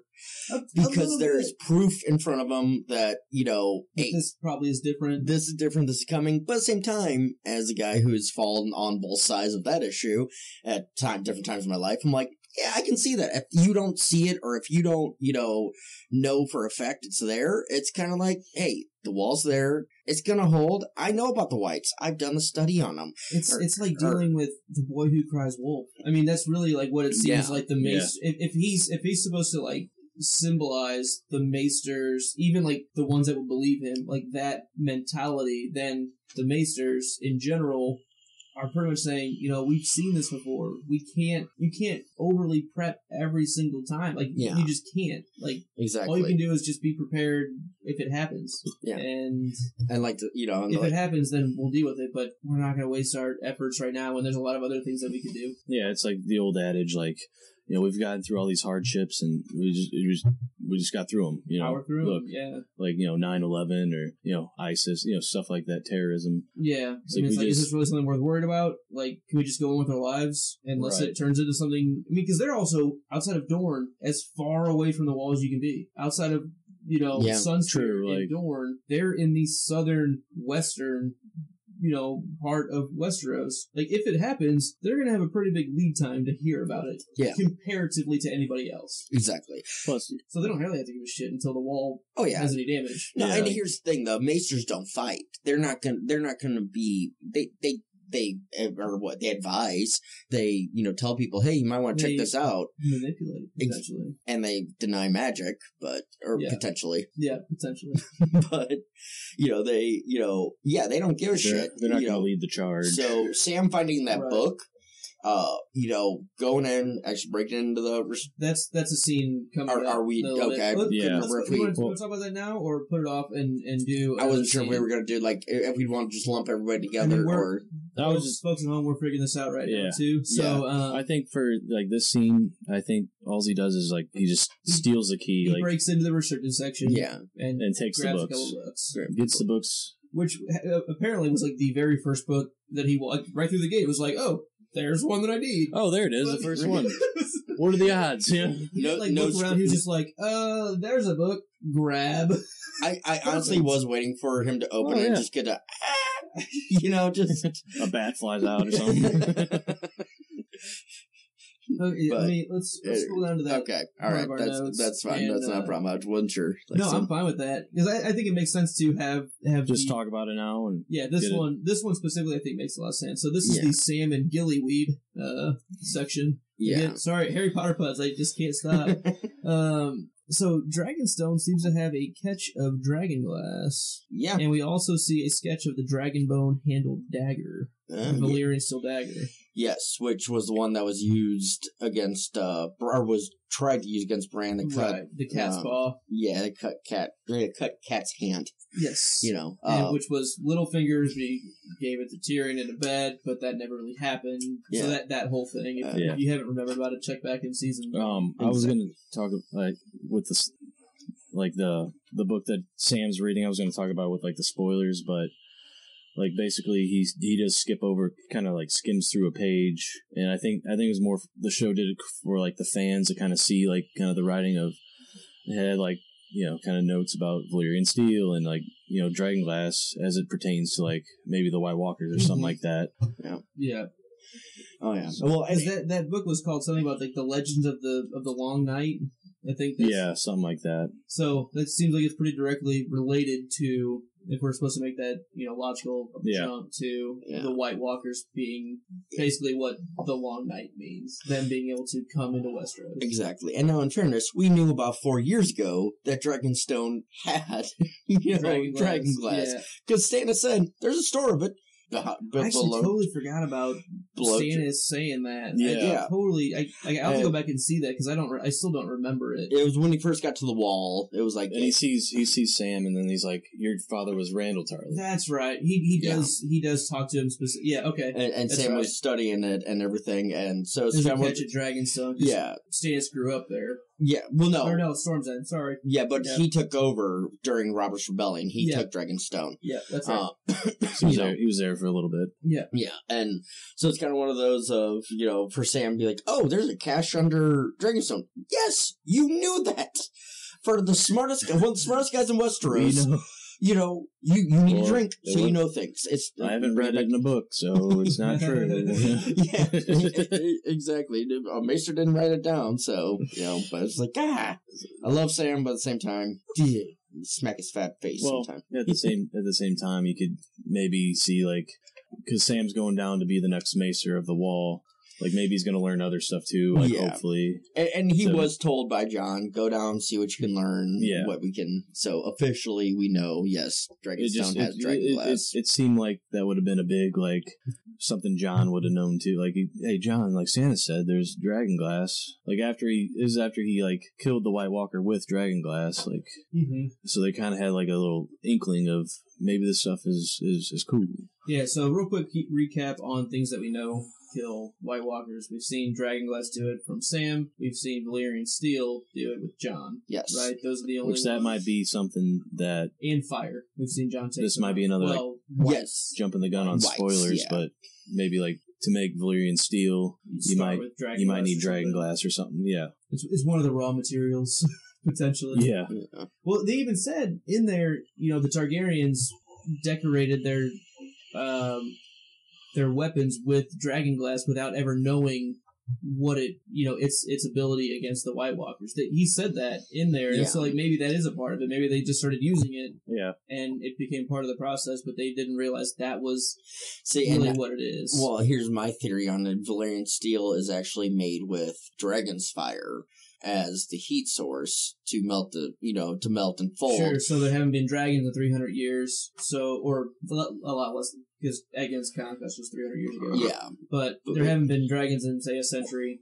And so, clearly no Valyrian Steel Steel has been made and everything. So that's kind of, and, so it might be the play of, Dragon Fire, Dragon Glass. Yeah, there could be something along with blood of the dragon in with that, too, which that's a whole big mess that maybe we'll come with a full episode on at some point. Yeah. I'm just waiting. Yeah, I'll wait for spoilers to make that comment. Yeah.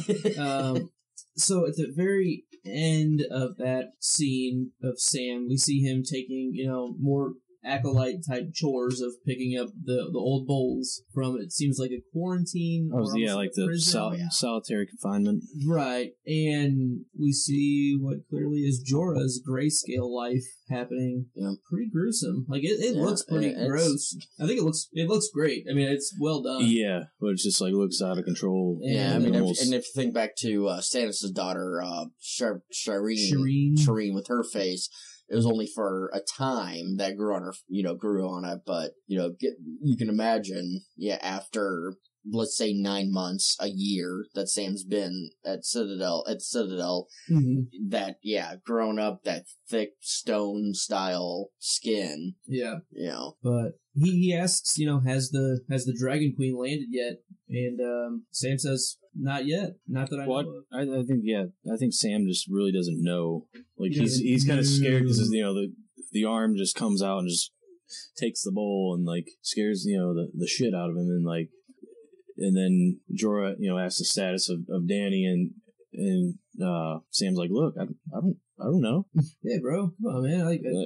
I'm just Huh? literally, I mean, I'm in like a whole different mental world than you are. Yeah. And, I mean, he probably didn't even realize that Daenerys Targaryen was, I mean, I'm sure he's heard of her, but probably doesn't realize it's like a thing that's like about to happen. Yeah. I don't know. Like, we never hear about Well, Sam. then again, like, stuff like that, you're Daniel, probably gonna, Old Town might be like, they might hear about it too. Like, they might hear about stuff like that. Yeah, I mean, if anyone's gonna have news, it's gonna be the Maester Network. I think we have the Weirwood Network and we have the Maester Network. There's our Dire Poe, our show mascot. But that's all I really had on Sam and Gillyweed. So the only scenes we have left are, we'll do a real quick look ahead. We have, alright, so the remaining scenes that we have are going to be Brienne and Sansa and Microfinger, Pod and Thormund. We have Arya, Ed Sheeran, and Lannister Men. We have, oh, I think I missed one. The Sheeranmen. Hound, Beric, Thoros, and the Peasants. And we have Daenerys Targaryen, Tyrion, Missandei Grey Worm, and all of them. So let's take a real quick, 5-minute break, and then we'll be right back. All right.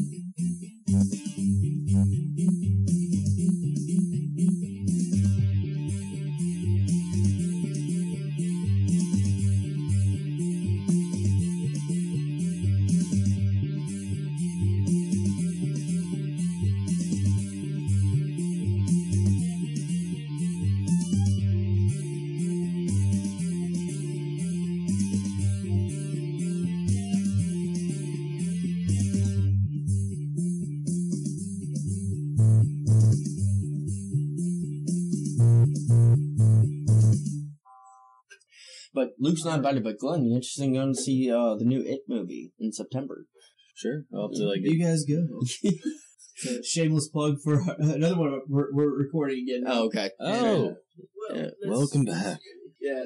Sorry, I was trying to give you an indication that the music just ended. Yeah, For some reason. But yeah, this is a shameless plug for another one of the podcast that shows is the podcast that floats down here, coming beginning of 2018, January 1st, 2018. I think we actually may be on schedule to do it the 29th of December. I think that's what we're shooting for. Sure. So just very end of 2017. Very end of this year, beginning of next year. We're going to do a full read through of Stephen King's It and go chapter by chapter. And there are the 2 new movies coming out. Benji, you want to talk about that for a minute? Yeah, it's first of all, It is one of my favorite stories out there, and it's pretty cool. I'm really excited for the new movie. I have a big group of people going with me on opening night. We're going to be checking it out. I'm not invited. And Luke is not invited because he's a first-time reader, first-time experiencer. I've been trying to say, hey, you can watch the movies, you can watch the miniseries, which is one of the greatest miniseries of all time. I'm a stickler. But he wants to be a stickler, keep everything fresh and new, no surprises, so he's going to stick with it and just do the reading, which is the way you should do because the book is so much better than the miniseries. I would assume it's better than the movie. I haven't seen it yet. Obviously, we're about a month and a half out, but I will be talking a lot about that on that podcast. I will just tell Luke to earmuff for something, even though he does the editing, he has to listen to everything. I'll tell him just, we'll clap when we want to talk about it during those. But anyway, yes, if you're interested in Stephen King and It, and It is just the first one we're going to do. After, and it's going to be a while. We're taking 2 weeks at a time for him because it's a long book and everything. So we're going to take some time with it. But if you're interested in Stephen King or It, give us a listen at the podcast that floats down here. Yeah. And if you want to get a free Audible trial and a free audiobook version of Stephen King's It, I have it. It's very good. Go to our affiliate Audible link at www.thepodcastthat.com/support us. Click on our Audible link and go in, get a free 30-day trial with a free audiobook. Get Stephen King's It. It's pretty darn good. Get it. And that gives us a little kickback, which we appreciate. It helps us keep the servers online and everything like that. We're not trying to get rich off this. Live and independent. Exactly. So give us some help, and we'll keep making shows. It should be fun. It has been fun so far. All right, let's get back into Season 7, Episode 1. We are at Brienne, Pod, Tormund, Sansa, and Microfinger. At Winterfell. All right, Glenda, you want to kick us off? Yeah, I can kick us off. We also just got refills of our mead for everybody. For the kids at home. For the kids at home. Anyways, drink and shots. Things. So, anyways, the scene cuts to. How many times we make Glenn say so? Anyways, so and Bree and Brienne and Podrick are training. Continuing that training that they've done. In seasons past. Yeah, squireship. And they have Tormund Giantsbane kind of walking in, creeping on Brienne of Tarth, and just kind of oh man, you're such a lucky man to be battling to get your ass handed to you. Yeah, I wish I was in your shoes. And tripod working hard to earn his stripes. Tripod. Hey, he's the only guy I ever known that the prostitutes gave his money back. Gave the money back. That's first. I want to learn more about that. Good for that. Might be a spoiler. That's definitely a spoiler. Maybe a speculation. Okay, so anyways, kind of in the same time, Sansa is looking on at this whole thing going, kind of the Brienne pod training, and I think there's also other people kind of getting their stuff together to train, and because after John ordered everybody to train, right, all the kids and the kids at home. All the kids at home, be ready. But anyway, Microfinger comes up, and he just typical Mike just starts bothering Sansa, and Sansa's just not giving him the time of day. She's not giving me the time of day. And it's just clearly Microfinger is just playing his games, His loot. and he clearly like wants something, and then Brienne comes up, is like, is everything okay? And then Microfinger leaves. Yeah, bodyguard Brienne. Yeah, Which is reasonable. So anyways, like clearly they're like, hey, this guy's like up to something, like. He's got more intentions than he's like saying. Yeah, he's probably up to no good. That's about it for like the scene. Yeah. Thoughts. My question was like, do you think Pod is getting better? He seems like a talented guy. He just doesn't have any confidence, which is kind of it's almost like a character foil. Like he's very similar to Sam Tarley, and he's very similar to Brienne in a lot of things. Like they don't have any confidence, but they have a lot of talent. Like Sam has a lot of book talent. Brienne has a lot of sword and strength talent. Yeah. I think Pod has a lot of that same strength, warrior talent, but no confidence to support it. Do you think that's why Brienne, works with, she actually kind of gives a shit about him? Yeah, I think he's getting better. I think he is getting better for sure. Like, it's just one of them things, like, it's kind of similar with, whenever Bronn was training, Jaime Lannister to train with he's gonna, he's not gonna let him, get him, but he's gonna, make him work and stuff. Yeah, and not just let kind it's of got to be a challenge. Build the confidence, and I mean it's different because Jaime Lannister is a knight basically, and Pod's a squire. And he knows it. He's just learning it in a new way. So Benji, question for you again. Yes. Do you think Pod is getting better? So him and Brienne were training, and she's clearly kicking his ass, but it's also Brienne training. It's also, exactly. Brienne, who went toe-to-toe with the Hound and defeated him, literally probably, arguably, one of the best warriors in Westeros. She's one of the best straight-up swords that we've seen. Yeah, which is cool. It's a cool character. Yeah, so I think, he is... improving, based off of last year with when they showed up with Sansa to help her out, and Pod was battling guy on the horse and took him down. He's trying. He's always been really successful when he actually gets put in a situation. Yeah, he saves Tyrion. He saves Brienne there pretty much. Yeah, exactly. So I think he is improving. The problem is again, he's going up against Brienne, no just a powerhouse. Exactly, and so it's one of those, and like I said, no confidence, no nothing, because he's been so beaten down, so held against everything held up against him. But has he? What do you mean? He was made a squire for Tyrion, but he loved Tyrion. I think he was treated very badly as a child. He's actually, per book, he's actually an orphan in the Poole family, or in the Payne family. And, he's been shit on. Literally, or almost literally, until he got with Tyrion. Until he got with Tyrion, he was knocked down and just never given the chance to succeed.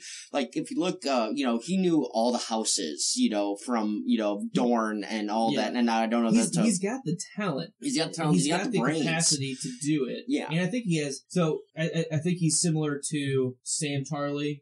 Yes. And to Brienne, where they both lack the confidence, but they both have major talent in a different realm from each other. But I think he's got talent in both of those. I think he could be a book guy. He's got the warrior guy. He's got the mental strength. Yeah, but just lacks the confidence to go out and just kick somebody. I'm really interested to see what somebody's ass. What Podrick turns into this season for sure. Do you think that Sansa is just playing with Microfinger at this point?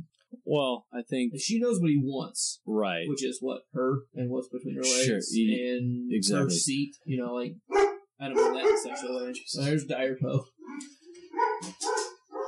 Yeah, but I think she was desperate when she called on Microfinger and the Vale to come in, help them out at the Battle of the Bastards. Mm-hmm. But at the same time, she's not happy about who Microfinger kind of just playing her and sending her off to Ramsay. Yeah, I liked that scene last season. If you didn't know what he was, then you're an idiot. And if you did know, then you're a monster. Like, you know, if you knew what you were sending me to, you're the monster. If you didn't know, then you're an idiot. And I just lost all respect for you because he was playing the card of, like, I know everyone and I know everything. Yeah. And clearly you missed this huge piece of information for a piece in the Game of Thrones that he always clearly cares about a lot. Yeah. It's like, how can you be that ignorant is what she's getting at. But, yeah, it's just one of them things where she wanted to write him off. She basically didn't ever want to see him again. But they were just so desperate at the Battle of Bastards that she kind of had to play that card, and, you know, now she's kind of dealing with it, like, kind of the ramifications of bringing Microfinger into the fold. Microfinger is going to be like, hey, look, like, I helped you guys out, like, now you gotta give me, you know. I think we're about to be joined by another first-time watcher, listener, Benji's infant Xander. Yes. Say hi. This is Xander. Xander. Say hi, buddy. I'll go away. And there's Dire Poe. There's Dire Poe. Come over here. Oh, look at that. Hey. Come over here. Here, let's pull Dire Poe. Come on. Where's this at? Say hi. Hi, Xander. There we go. Hi, bud. Welcome to the show. You got any thoughts on what do you think about 1? What do you think about Poe licking your ear? He's like, Dire Poe. Not as wet as Gunner. There's a lot to look at in here, huh, bud? Okay, so anyways, we were talking about... Anyway. No, we'll make this work. We're live stream. Live editing. Love it. We were still talking about, like, you know, how, you know, the whole Sansa and Littlefinger thing, like, you know, Sansa had to kind of, like, she wanted to write Littlefinger off after she kind of sold him to Ramsay and stuff. Yeah. But at the same time, like, they're just so desperate at the Battle of Bastards that she had to call on them. She had to play that card. Exactly. And now Baelish is doing the try-hard of saying, yeah, I'm the reason you got anally raped and everything else mercilessly, but I'm trying to get my little finger wet, if you know what I mean. Yeah, I saved your bacon. Whoa, don't put that on me, just put it on. Exactly. You know, I mean, and Sansa just not having any of it. She's just, okay. All right. Yep. I know what you want. And cool. Yeah. And and so you don't need to make the last comment. We'll assume it was clever. Oh, I thought that was great. I forgot about that part, but yeah, she was like, I'm sure it was brilliant. It's almost like I think it was probably smart. I think Sansa thinks like there should be on even terms now. Like they're even. Yeah. Yeah. I think you fucked me over, but you helped me out. Now we're even. I mean, you know, that's it. And go ahead. Sorry, I'm sorry. Microfinger is, you know, he's looking for more. You know. Yeah, and kind of in this scene and the scene before, we clearly see Cersei channeling, you know, Cersei's influence on Sansa coming through. She has the same haircut as Cersei did way early on with like the side braids. Yeah. She clearly, I mean, John calls her out. So I was like, you know, it almost sounds like you admire her. I learned a lot from her, which is reasonable. Yeah. Like she did. And so she really has probably learned the effective, I'm not going to say good or positive, I'm going to say the effective qualities of Cersei Lannister. Yeah. And she's also learned the effective, you know, ways of Littlefinger because she spent time with two of the most manipulative and self-preserving characters in the show. Exactly. And she has picked that up, which is why I think her and Jon Snow, he was like the epitome of Ned Stark's ignorance. Yes. Focused ignorance, I should say. I love Ned Stark. He was an ignorant character. Yep. Jon Snow is very similar. He's very single-minded, focused on one thing and trying to get that done, where Sansa, seems to have a better understanding of, I get that, but these are the pieces that need to come together right now still. I don't know. It's interesting to see, for sure. Yeah. This meat is starting to get to my speaking abilities, which is why we drink. And then we know things. Drink first. Know things later. Know things as a byproduct. All right. So, well, is that all we have on that one? Any other thoughts? I think that's all I got. Yeah, I think that's... So now we go to Arya, Ed Sheeran, and the Lannister men. Okay, so... who are far from home. Yeah. Benji. So I will start this off. First of all, I know the name Ed Sheeran. I know he looks like a hobbit. Beyond that, Frodo Sheeran. I could not name a song of his. I couldn't either. The only reason why I knew it was Ed Sheeran was because Luke actually called it. I was like, huh, that's Ed Sheeran. Yes, you did. No, Riley did. Oh, okay. Our little brother Riley. First time reader for Harry Potter. Yeah. So, yeah. Riley called it out. I was like, oh, okay. I've heard of him. I think Glenn knew it too. Yeah. I think Riley said it and Glenn was like, yep. No, I know who he is. He's got a good voice. And a lot of people are giving the show shit for shoehorning him in and everything. I don't mind it. I don't mind the guest appearances and all that. It didn't bother me. I don't think it hurts anything at all. I don't think it hurt anything at all. Now, the song, there's been a few things I've heard from other people saying, oh, well, it's Tywin's song. No. It's Hands Tyrion's of Gold song. is Tyrion's song. Because he built the chain.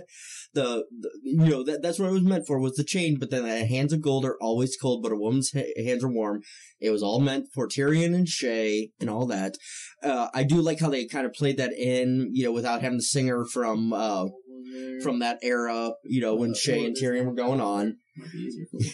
I'm trying to plug in some stuff here, too. Yeah, working out the kinks. Inaugural episode. Exactly. Hey. Right in. Let you know if you love our... Hey, we ain't fancy around here. Take what you need. Not fancy. I made that shock mount for the microphone. All right. Back to task. But back to task. Hi, Xander. On the scene itself, I actually did enjoy the scene. It did. Now, I do think Arya is at a crossroads to a point. Is she on a focused path of, I'm killing all the Lannisters, all the Freys, all this? Or is she, because they treated her well. The Lannister men, they're treated her well. She noticed the swords. They didn't have any. Like, they had all their, like, they were see where she was clearly looking at their swords. Yeah. They weren't armed and everything, but I'm saying, like, it could go one of two ways next episode. And yeah, getting a little speculation. She'd either kill them all in their sleep or let them be. Because, hey, they treated her well, but they're also Lannisters. So it to me, it will play a big thing into what's coming. Because, yeah, how many people do you meet that are... Because you don't meet the small folk, I guess. The people that just, like, they have to do that because because they were born somewhere. They're the guys that they had no part in deciding this was going to happen. They just are part of something that they have no control of, and they woke up one day. You're a soldier. You got to go fight. Yeah, here's your stuff. Get to it. I think that the question that I think we should revisit in the speculations and spoilers section is Arya going out for all things Lannister? Or is she going for her list specifically? I think let's get back to that. Yeah, but I think that's fair point. Yeah, I'm going to make a note so that we don't forget about it.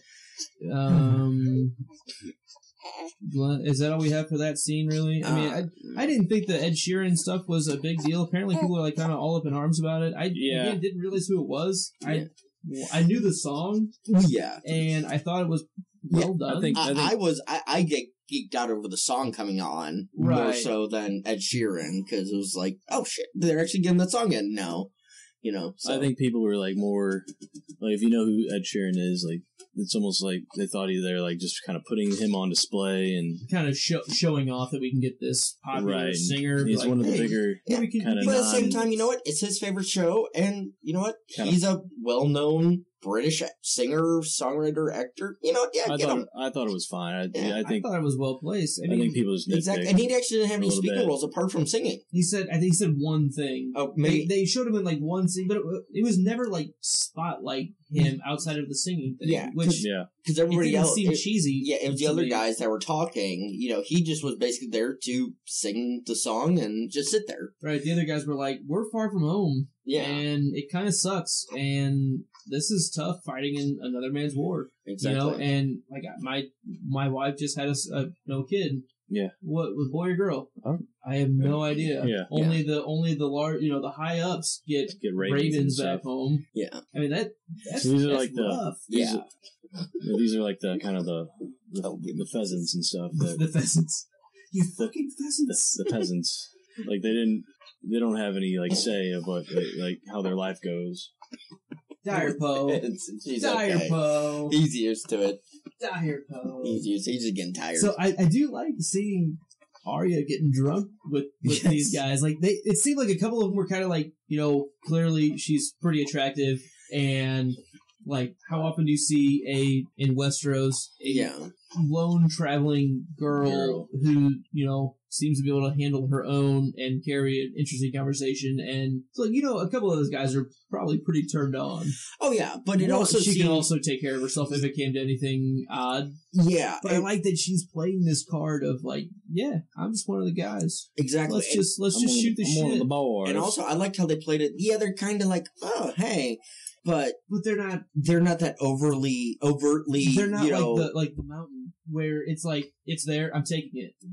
It's showing a humanistic side to the Lannister men. Like the first several seasons is just like, oh, Lannisters equals bad. Exactly. Like, unless you're Tyrion, right? That's not really the case. And then Jamie later on, but it's like these are just normal. Yeah, they offer the hospitality. Exactly. Well, it's kind of like bunny. Same thing like Roose Bolton. Would you like some more bunny? Have a bunny foot to eat. Yeah. Roose and Ramsay Bolton were Stark men, for the most part. Yeah. They were, they follow the Starks, and so it's not all the North are good, and not all of the Lannisters are bad. I love that dichotomy for everybody. Exactly. That's throughout the books too. And that's there's only one true. There's honestly only one true good upon good character, Brienne. Good and just. Good and just. I mean, Ned, but Ned. Brienne is more. She's the more just true knight. I think we should at some point after this season go through and do like a character. Yeah. Put it on the D&D chart. Exactly. That'd be pretty interesting. That'd be fun to do. It's a very simple but very it makes sense. That we all know, but once we all the kids all at the listeners at home and Glenn get familiar with it. It's very, very well done. All right. I think really all I had on that. So I think that's all I really had on that. That's all I really have on that. I think that's really all I had on that. That's about it. Okay, so let's go to Daenerys Stormborn, Mother of Dragons. Nope. And I'm skipping ahead. Well, we already did Sam and Gillyweed. We need Hound, Beric, Thoros, and the Peasant House. Yes, I called this one out.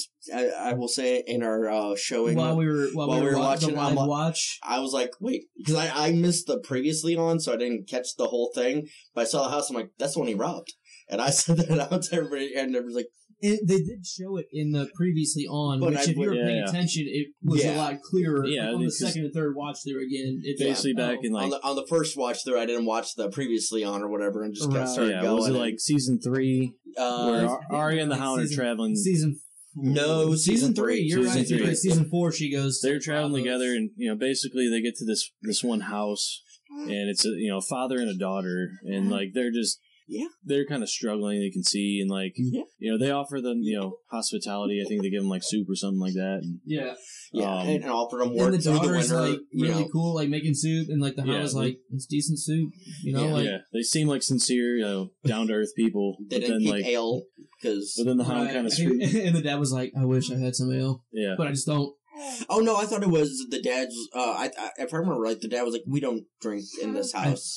I remember it as being, I would like to have some. We don't have any because we're poor. Okay, we just don't have any. I may be thinking book. I may be thinking book then because I remember at one point where that I was like, "Man, we don't drink because that's fair." Yeah, because they don't know things.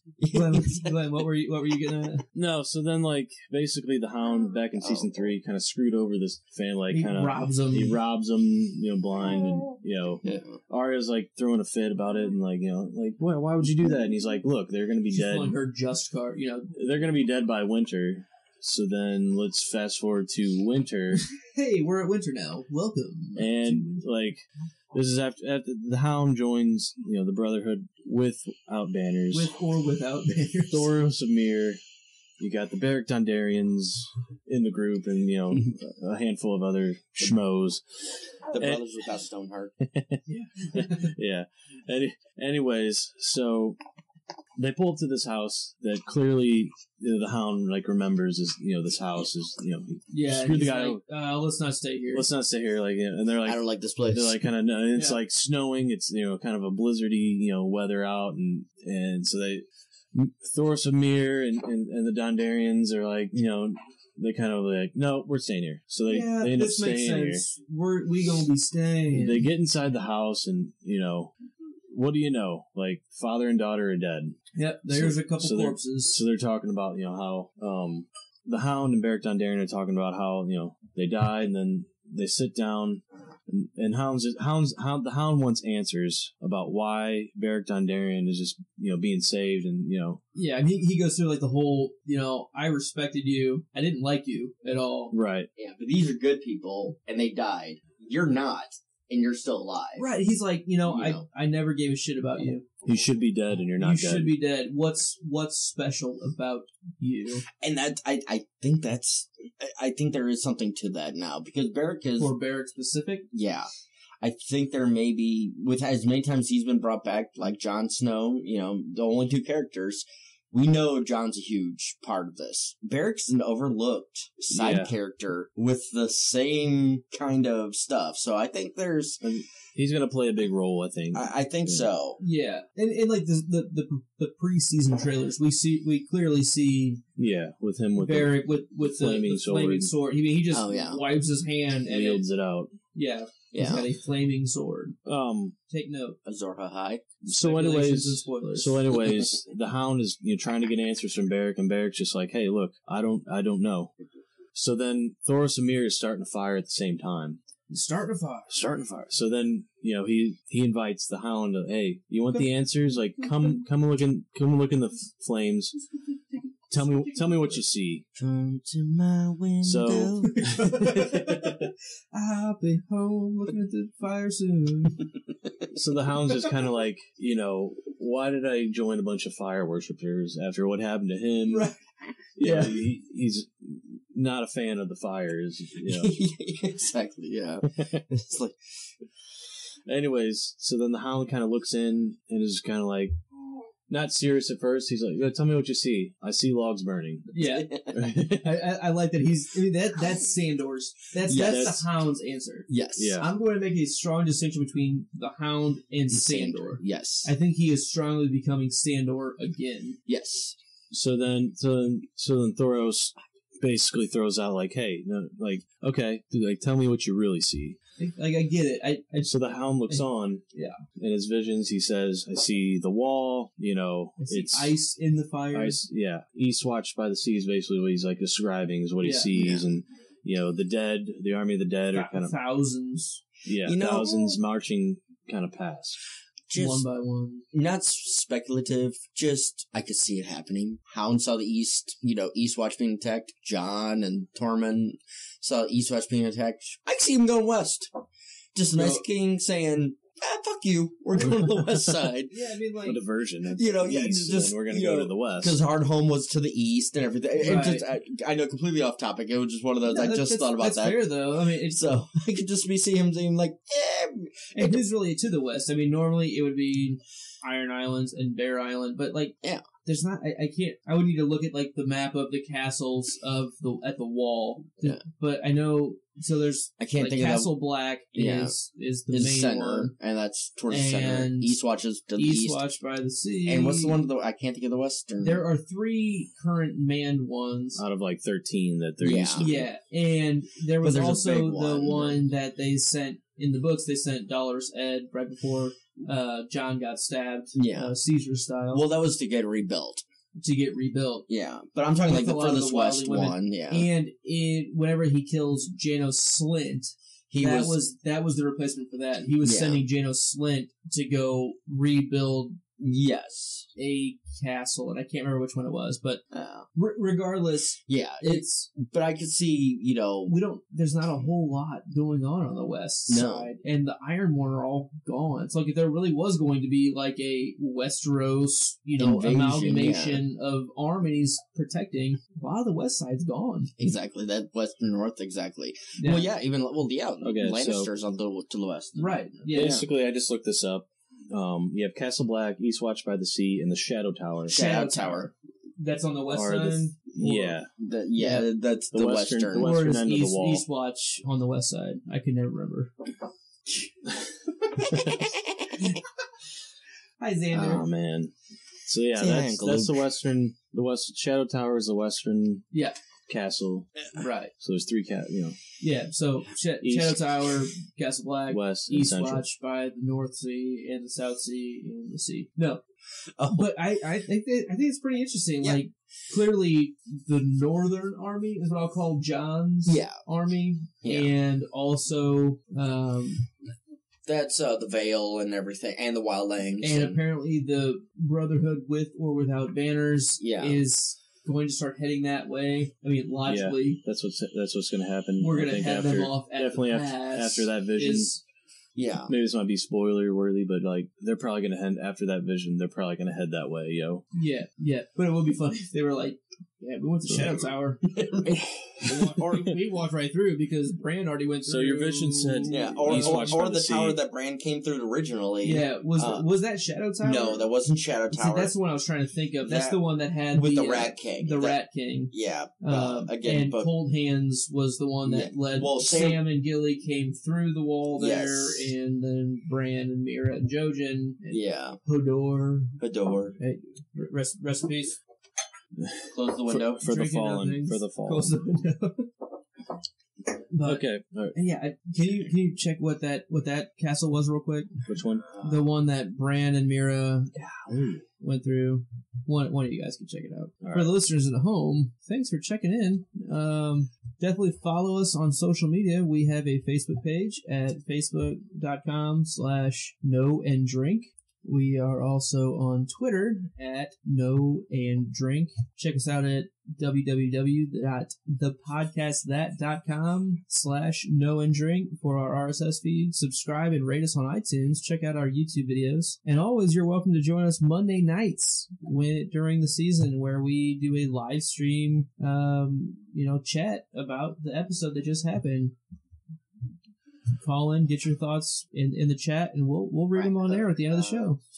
Okay, so basically, like the last thing I had about that is like the end of the scene. You have the Hound, or go ahead with no. Sorry, it's the Night Fort. The Night Fort is where, which is one of the abandoned ones, which is where Sam and Gillyweed they cross past the wall. Yep.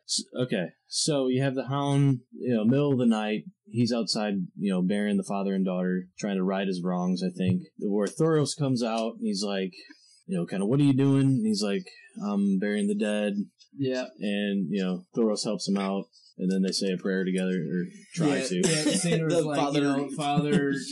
I'm sorry, I don't know the rest. And he's like, the mother... The Hound's just like... I don't remember. I'm sorry that you died. I'm sorry you're dead. He's not a religion man, Right. Yeah. And he's just... The Hound is a staunch, there is no religion. Well, there's no... Yeah. There is nothing other than killing. But he was and raised fine. on the Seven. Sure, that's the gods that he knows. Yeah. But you're right. He doesn't believe. He doesn't believe in knights. Doesn't believe in. He doesn't microfinger no things. Yeah. But I think I am going to try to make a distinction between Hound and Sandor. Yeah. And I think we're starting to see Sandor with the burying of those peasants. He's done a 180s from season 1 or 2, and he's not he's not like the dog anymore. Compassion and without. And I think he had that. He had the capability of doing it. Every time he talked to Sansa, it would be like, things kind of suck, and I'm just trying to help you out because I think you're a lovely bird that doesn't quite get it, but I've seen a lot of this shit. And or look at Arya, who even when she was asked later on, she was asked who's on your list, and I don't know. Again, I noticed the Hound's not on your list anymore. Well, no, the Hound was, and she would get slapped because you're lying. Yeah, because I don't know if the show did that. And you're right. I don't know if the show did. I think that may be a do you remember, thing. Glenn? If they were at the House of the Black and the White, like the Undying or whatever, they're talking about her list. Yeah, and it was because she says, who do you hate? Or, the kindly man asked, who do you hate? Which was Jake and Hagar in the show. And she says, the Hound. And he slaps her. And he's like, no, I hate the Hound. I think maybe they do show something like that. They show some, not in depth, but it's clearly showing that she came to trust and care for him in an Arya weird, perverse kind of way. Yes. Because she's a very complicated character in her own. Yeah. And he is too, which is why I really like those two together so much. I always thought them a Calvin and Hobbes duo in the show. best duo in the show. That's They're I think my favorite duo between the show. it's them and Jamie and Brienne. Jamie and Brent's pretty solid.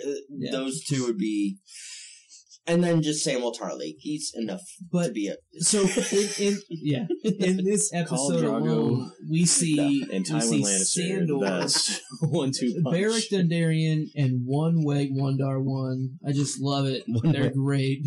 one wig, one dar one.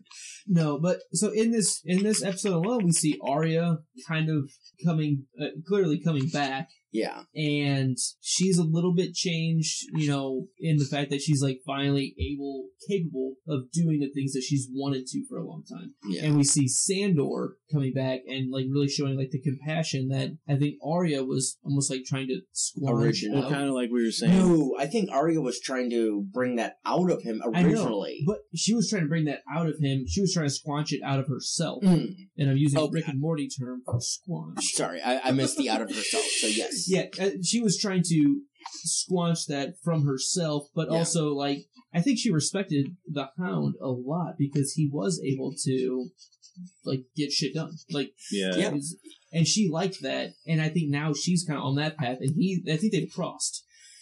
Oh, yeah. No, absolutely. I would love to see them back together now. Yeah. And then, like, again, kind of meet full circle back together. I think that's really interesting. I think, as pertains to, like, the Hound or, like, the Cleganes, like, they just kind of another one of those families that kind of just, they got their cards dealt to them, and they're like, this is what you're doing. Like, you're going to be, pledged to the Lannisters. You're going to do and say what, like, we want you to do. Like, and then, eventually the Hound breaks off, like, the Mountain. And he struggled with that for a long time. Doesn't really do that, but the Hound ended up breaking off from that. Right. And the big thing with Cleganes was the Hound's father saved Tywin Lannister. Yep.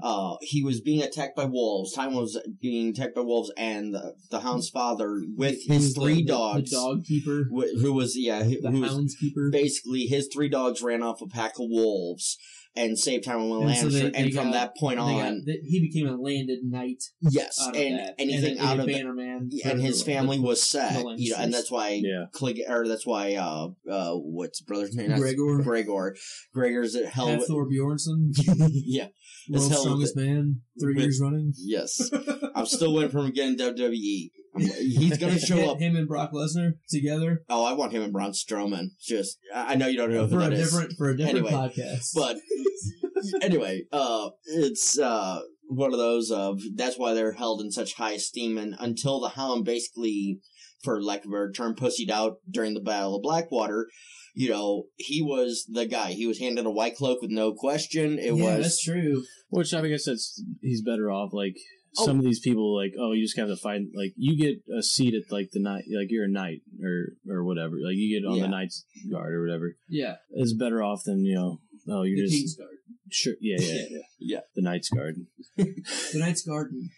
That sounds more like a tooth thing for me to sleep. That sounds like a. So that's better off than just like, you're just some peasant that you gotta just do this. You gotta shovel shit or whatever. Which is why he was like such in a different position than Brother Ray, Ian McShane, where like he used to be a fighter. He was in all these wars and took a hard 180. He was like, I can't do this anymore because he's a broken man. He, right. The Hound story is very, very interesting. Yes, and I think we could probably we could do the whole episode for a while. So, so they definitely bury the daughter and the father.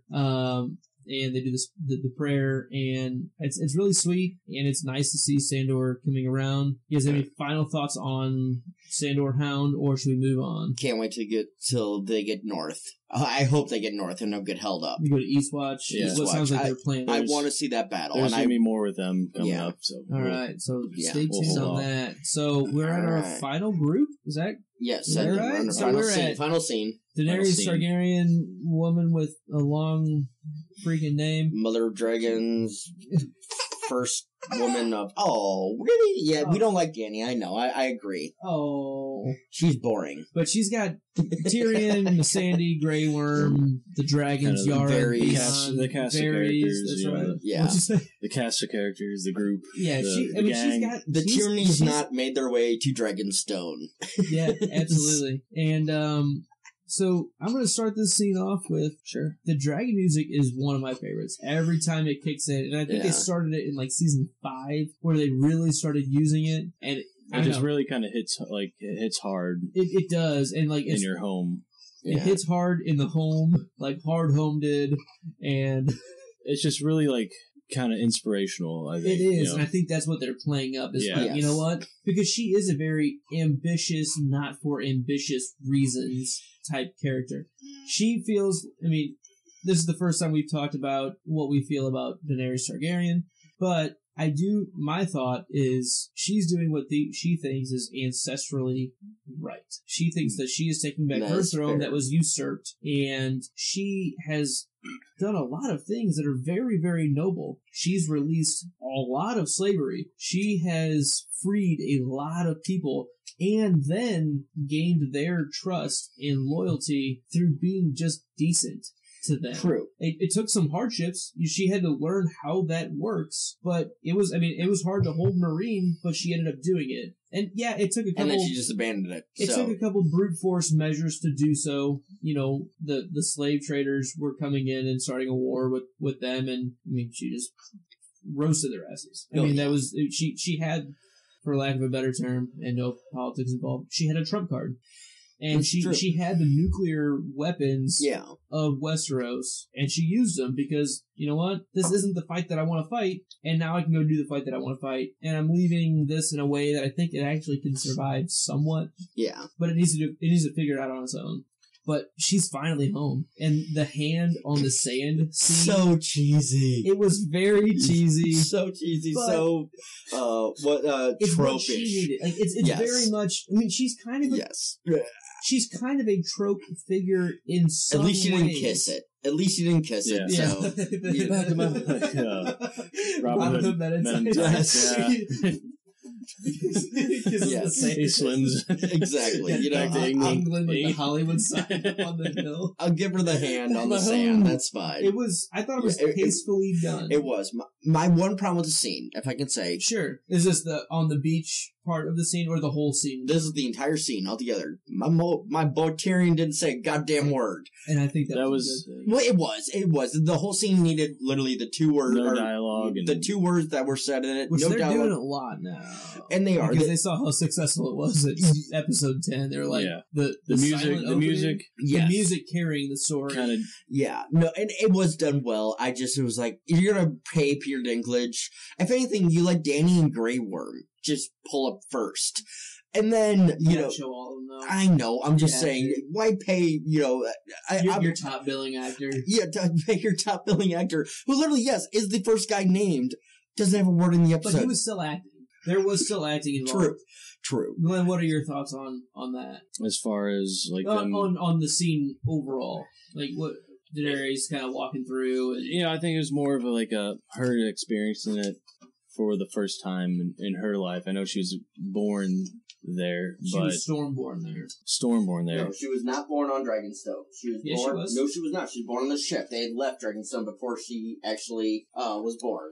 She was born of Salt and Storm. She was born on the sea. Okay, so she may... Sorry, that was may or may not be. That was one argument that I heard, and so I was... All right, I'll have to look back into that. Yeah. Okay, at any rate.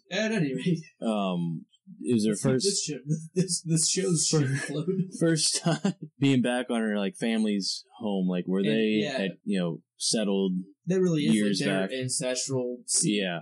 So I think a lot of it was just all the other characters like giving her like time to experience it, and you know, without influencing it, right? Because like, you know Tyrion knows everything about it. He'd be like, "Oh, there's that," like tour guide. Yeah, Tyrion.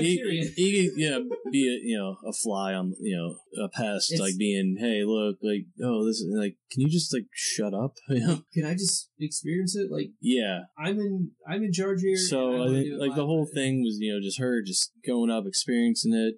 You know, she goes into the throne room. She pulls down Stannis's banners and the heart, the flaming heart, and stag. Yeah, and it's just, I think she's gonna like the place.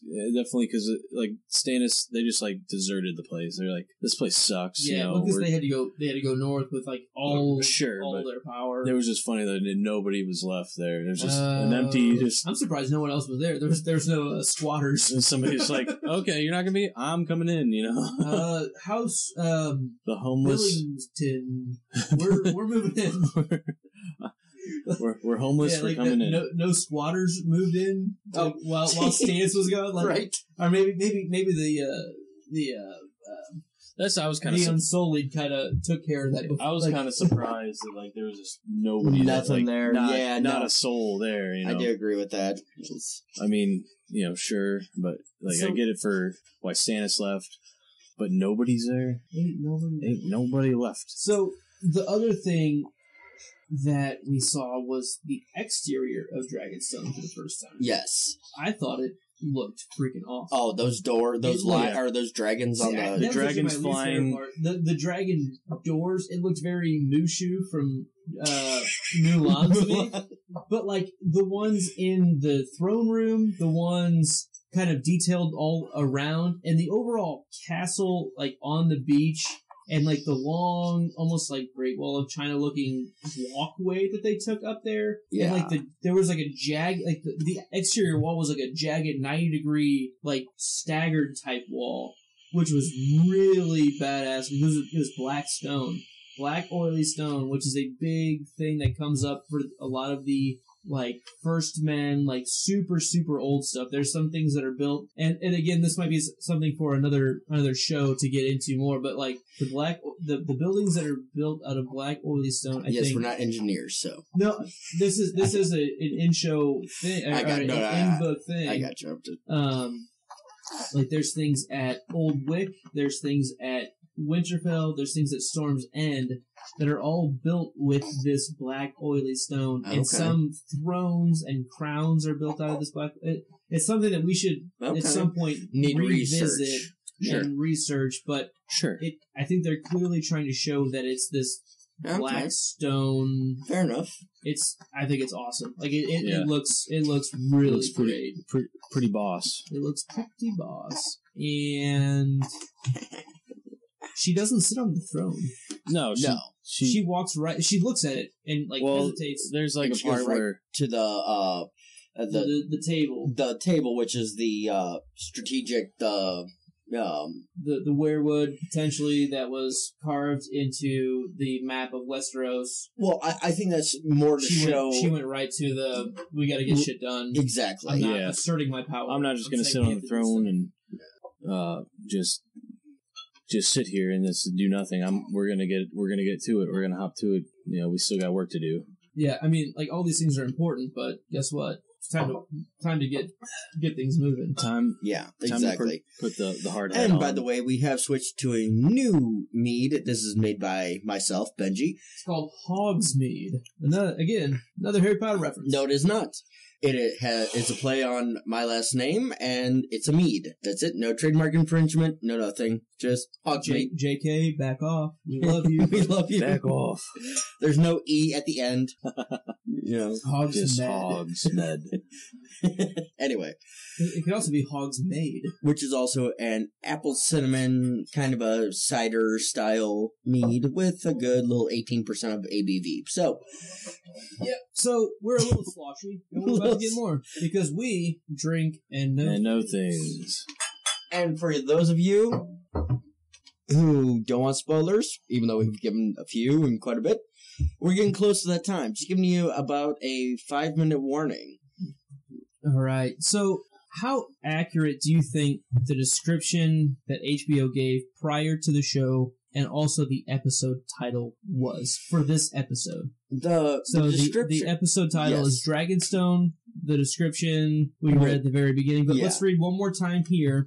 It says, Jon Snow organizes the defense of the North. Cersei tries to even the odds. Daenerys comes home.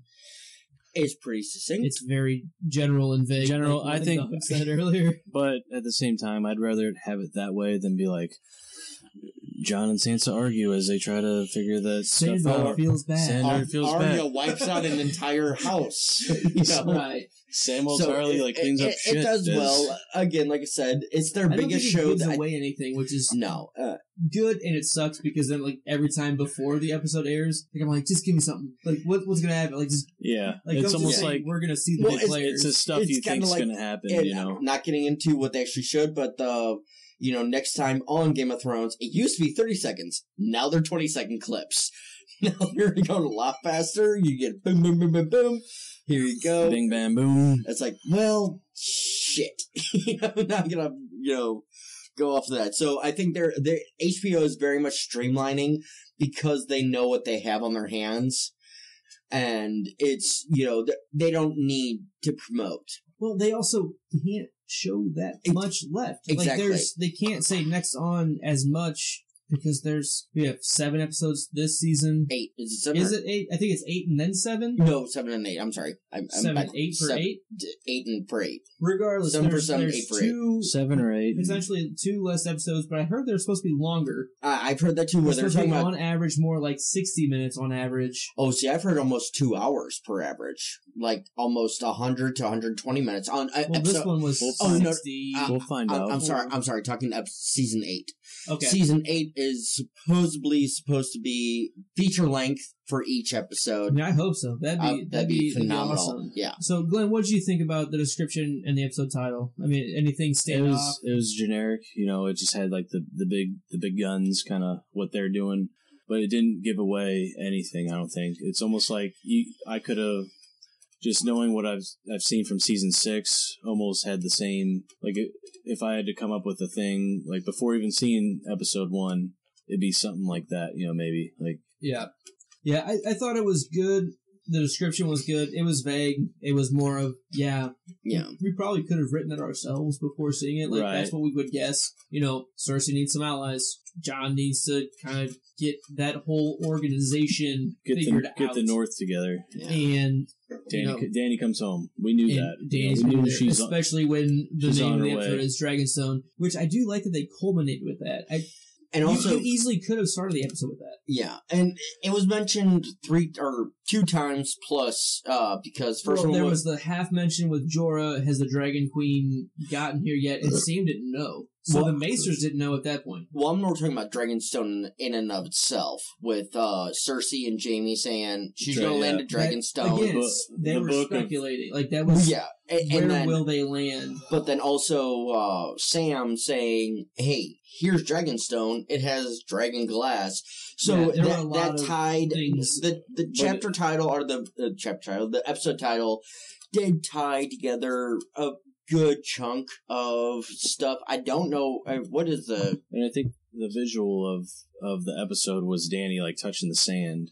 So you would have thought in the trailer, you would have thought that the episode was just dominated by Dany arriving on Dragonstone, which I'm glad because that would have annoyed the hell out of me. It was the opposite of that. Yeah, I really liked everyone else in the episode that we saw even referencing Dragonstone or thinking about. Yeah, there was hints along the way, but they didn't know and it hadn't happened yet. So chronologically, I liked that they were apprehensive and worried because she's got a lot of clout. I mean, for news to come over from Karth when she was there, that these 3 dragons are a thing. Well, they also had Varys. I get that. Yeah, but for her to know about it Varys. now without Varys, for Cersei and everything, about Dany. That just made me think of a thing for speculations and spoilers. But for Cersei to know, that just shows that Qyburn, Qyburn. Did we even see Qyburn? He was standing. He wasn't standing on the thing when Euron was there. No, because it was the mountain. It was the mountain on the left. Cersei on the no Qyburn in this episode. Wow, what's he doing? He's playing with his birds. Let's ask that in speculations and spoilers. He's doing Qyburn things. But that's showing he's doing his job because Cersei knows that Dany's coming.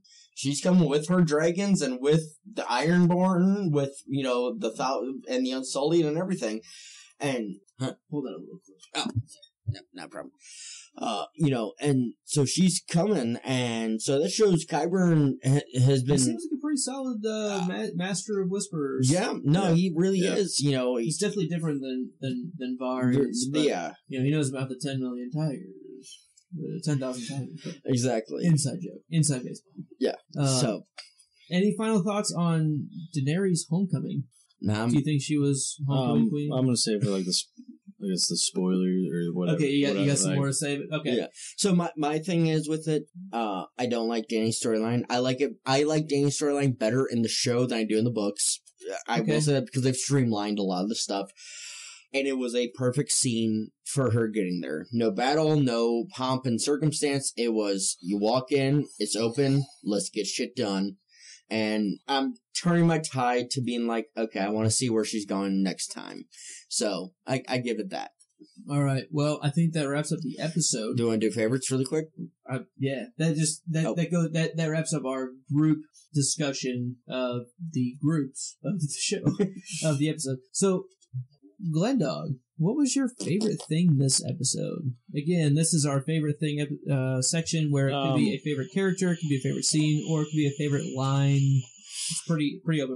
What stood out to you? I had two things. Like, I just got to pick one? Go for it. I mean, two. If there were two things, I think that's there. Yeah. I liked real quickly. I liked the Samwell montage. Like, I think that was well done.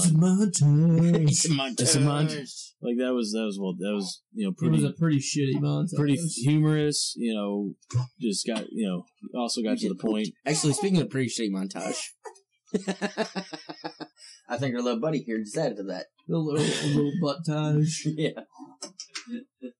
Anyway, outside of that, like, I think my favorite part is nothing against like the Essos, continent or anything like that, but now because the last all the seasons is just like Westeros stuff and then Dany stuff, and now I think it's all going to fit in the same. Dany, which was eponymous for Essos. Like, here's Dany, and here's everything that's going on in Essos. Yes. Now I think it's all like we're all in Westeros. Like I said, nothing against Essos. Like they're probably going to now. They're great people. They're going to play second fiddle. They're the second best continent. I love Essos. But I think I like Southros better. Sothorios. At the same time, this season I'm excited for because you have everybody on the same plane.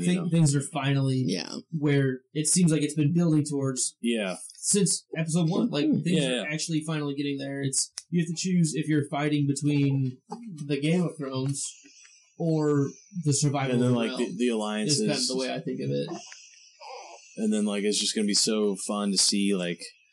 Because Tyrion, like his experience, how it's going to play off him, because he knows Westeros and stuff, and like I think, and then also some of the reunions. Like I'm pretty sure Tyrion's going to meet up with Jon Snow again. We haven't seen that since season 1. I'd like to see him with Bran again because that's like the Cripples, Bastards, really the three of those. Like that's kind of the trifecta of him and Jon Snow. This is part of Tyrion that like. He was more arrogant back in season 1. But he was always really straightforward, like humanist. Like he got it. Yeah, which he's a really smart character. Yeah. That's the one that Jar Jar Martin always says that he kind of relates to the most. Yeah. Tyrion, because I think it makes sense because it's like the a lot and you probably drink and you know things. Drink and know things. Cheers. You know things and you know things. And I'll do one more. And I think Tyrion is definitely one of the best characters in the show. But So Benji, what was Xander's favorite part of the show? Oh, Xander's favorite part of the show? And how old is Xander? Xander is around 14 weeks. Okay. 14 weeks old. I think Xander's favorite part of the show was the giant... The giant white. The giant white, yeah. Very sparkly, very colorful. You guys watched it, and that was he was like, look at that guy. Yeah. That was probably his favorite. He's also kind of a dick, and so he wants to just see everything get whitewashed, Go away. But yeah, he's looking for. Let's get to the point here. He's cutting through the bullshit. I'm not interested in politics. Exactly. Let's get to the story. Let's get everything back in order. One king, and that's the Night King. Fair enough, Xander. Fair enough. Good boy. All right, Benji, what was your favorite thing this episode? My favorite thing in this area was Arya going fucking ham and taking out House Frey. Like a pure wipe. Like just as far as we know, a pure wipe. Yep. Minus the women. Wipe. She just like To me, when she said "winter is coming," or Winter has come out for House Frey, I want you and to in my tell head, her. I'm like, I want you to tell everybody. and so have I. You know, it's like I just came to. yes. And follow Maisie Williams on Twitter at Maisie Williams. She's awesome. I don't follow her, but I believe that. I just came for my pants. Like, she's been that character since she was 10 years old. 10, yeah. 9, And maybe. She's owned it, and to me, because it's hard not to. I mean, actors playing characters exactly for 8 years, and it's their trust me, like Bran, the kid who plays Bran, I know he's a good actor. I still want to punch him in the face because he just, I don't know, his face annoys me. His face annoys me. I'm sorry, annoy me. Well, but like Maisie Williams, you know, to me when I read because I watched the first season and then I read the whole series that's available up till now, and then I got done right when season 2 started. So I've been going on 5 years waiting on the goddamn next 6th book, or 7th book, and that's nothing compared to like. Oh, I know. I'm just. We'll talk about where we all came from and started reading and listening. So, and to me, Arya is Maisie Williams. I named my Camaro, when I bought a Camaro 4 years ago, or 5 years ago, Arya. Because Maisie Williams is such a badass, and I loved... She sells that character and makes it that much better. She makes it a little, like, again, from the books, she's a little less personable, I think, and Arya as Maisie Williams makes it a lot more human. Yes. Like, and that's also going from books to show. Like, that happens a lot. Like, Stannis kind of has a similar thing, but it's interesting to see the way that she's portrayed Arya, and I think it's a pretty popular choice for Arya to be a favorite character. Oh yeah, no, Arya Maisie Williams does such a brilliant job, and same with Tyrion, same with Peter Dinklage as Tyrion. They're both on equal par. The only other one maybe Kit Harington as Jon Snow. But he's just such a whiny little bitch sometimes. Because his character is. But that's exactly. He's a good actor. Yeah. But that's because his character is. But Maisie and Tyrion don't have the whiny little bitch, so there's nothing that you can hate about those actors because their characters are so good. You know, and so, yes. But beyond that, Arya going ham is absolutely my favorite, and yes, winter is coming, and so am I. I think, like, Arya is just one of those, you can see, like, the character, like Maisie Williams, you can see her, like, coming of age, like, kind of, it more so than, like, the male character, like, cause, and this is true for, like, all shows, like, even, like, 2.5 Men, where all, you know, you have the one, you know, the kid, it's a cute kid, and then, like, the next season, they just hit a growth spurt, and now they're... It's, like, gigantic, like, whoa. It's just, and there's... It's not like a fat little I mean, you can make the case for like, Bran and, like, Robin Aaron was this, you know, last season they showed him, and he was, like, you know, about 6 foot tall, and he was just, like, little... You know, it's also because he's also being carried around by a 7'2" giant Christian Nairn. And you have to admit, like, Christian, I felt bad for him because, like, dude, you were supposed to say 10, and now they're good buddies. Well, yeah. What happened to that little innocent kid, and now you're this, like, you know, you're this tall kid that's going to try out for, like, the NBA or something like that. Yeah. Right. Well, and actually, one thing I give to the Bran actor, I can't think of his name, and I feel like a dick for it. I did see Isaac Hempstead Wright or something like that. Right. Yeah. So last year during Special Olympics or something, he actually went and sat and watched the finals of the Special Olympics basketball. The wheelchair, and he was like a special. Dude, that's awesome. That is. I didn't know about that at all. Yeah, I saw a thing. He clearly portrays one of the most famous characters. Paraplegics, yeah, that's really cool. Yeah. I didn't know about that. It is actually. I saw it like last year, and I was like, okay, he just got me back a little bit because again, I've hated Bran for 7 years now, or however long. But, you know, so when I found that, I was like, I saw the video, I'm like, okay, that's actually kind of cool. I'm like, all right. That's really cool. Yeah. I never had a problem with the act, like Isaac. No, I never had a problem with him. It was the character. And the story, and when the story short sells an actor, it's tough. Like, what's his name? Sorry. Joffrey. Jack Gleason. Jackie Gleason. Jackie Gleason. Bang! To the moon, Alice. every time people talk about Jack Gleason, they're going to talk about Joffrey, and that's like a testament to how evil, like how good that he was. Exactly. But, like when like their personal Twitters get blown up, it's like yes, for like hatred, and like even Rowan or Ramsey for Ramsey, it's like the same thing. It's like. Not every actor is they like playing the bad guy, but it's hard to when you go home still be portrayed as the bad guy. That's hard.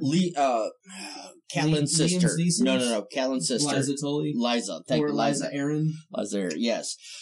I actually just heard another podcast. I think this was... she was also Petunia Dursley? No. Yep. Yeah, she was. No. I promise you. No, that was not the same actress. No, it was. It was not. I guarantee you. Let's talk about this later. On the next episode, I will prove that he is wrong. We'll find out the next episode. Anyway, who's right on this one. So she was one that, I hated. Like, I hated her look, hated her face and everything. But at the same time, I've heard interviews with her, and she is one of the sweetest, most down to earth. Such a Dursley. And she has, like, the ultimate Scottish accent. Not even... Oh, really? Oh, she's a straight-up Scot. Like, yeah. And it's like... Scotty. I'm like, okay. But I hated her because you were primed to hate her. No, it was honestly just her face.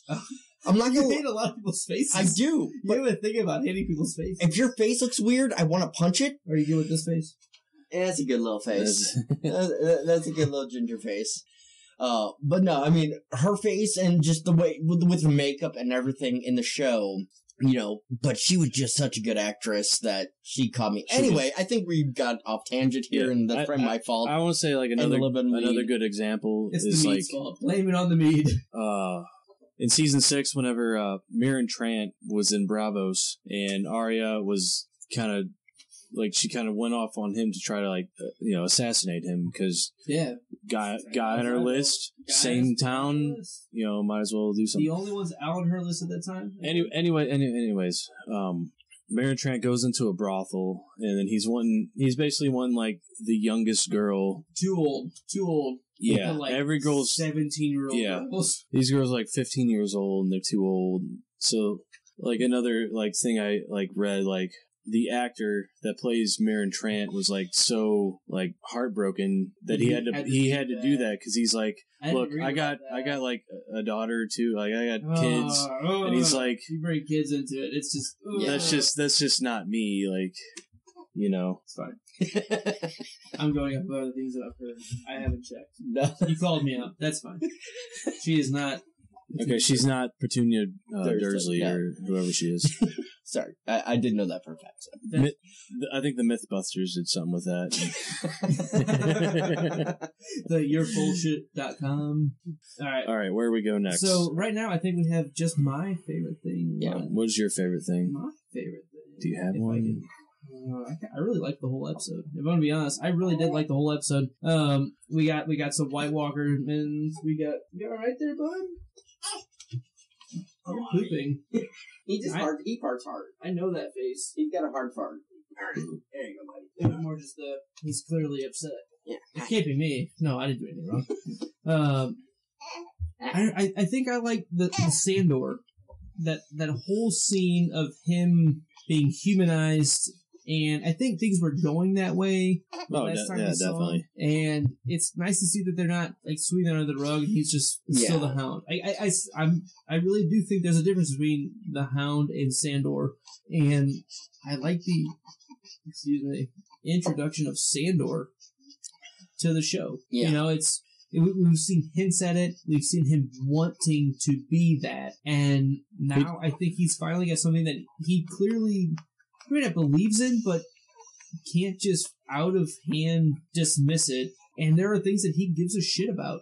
Come here, Direfo.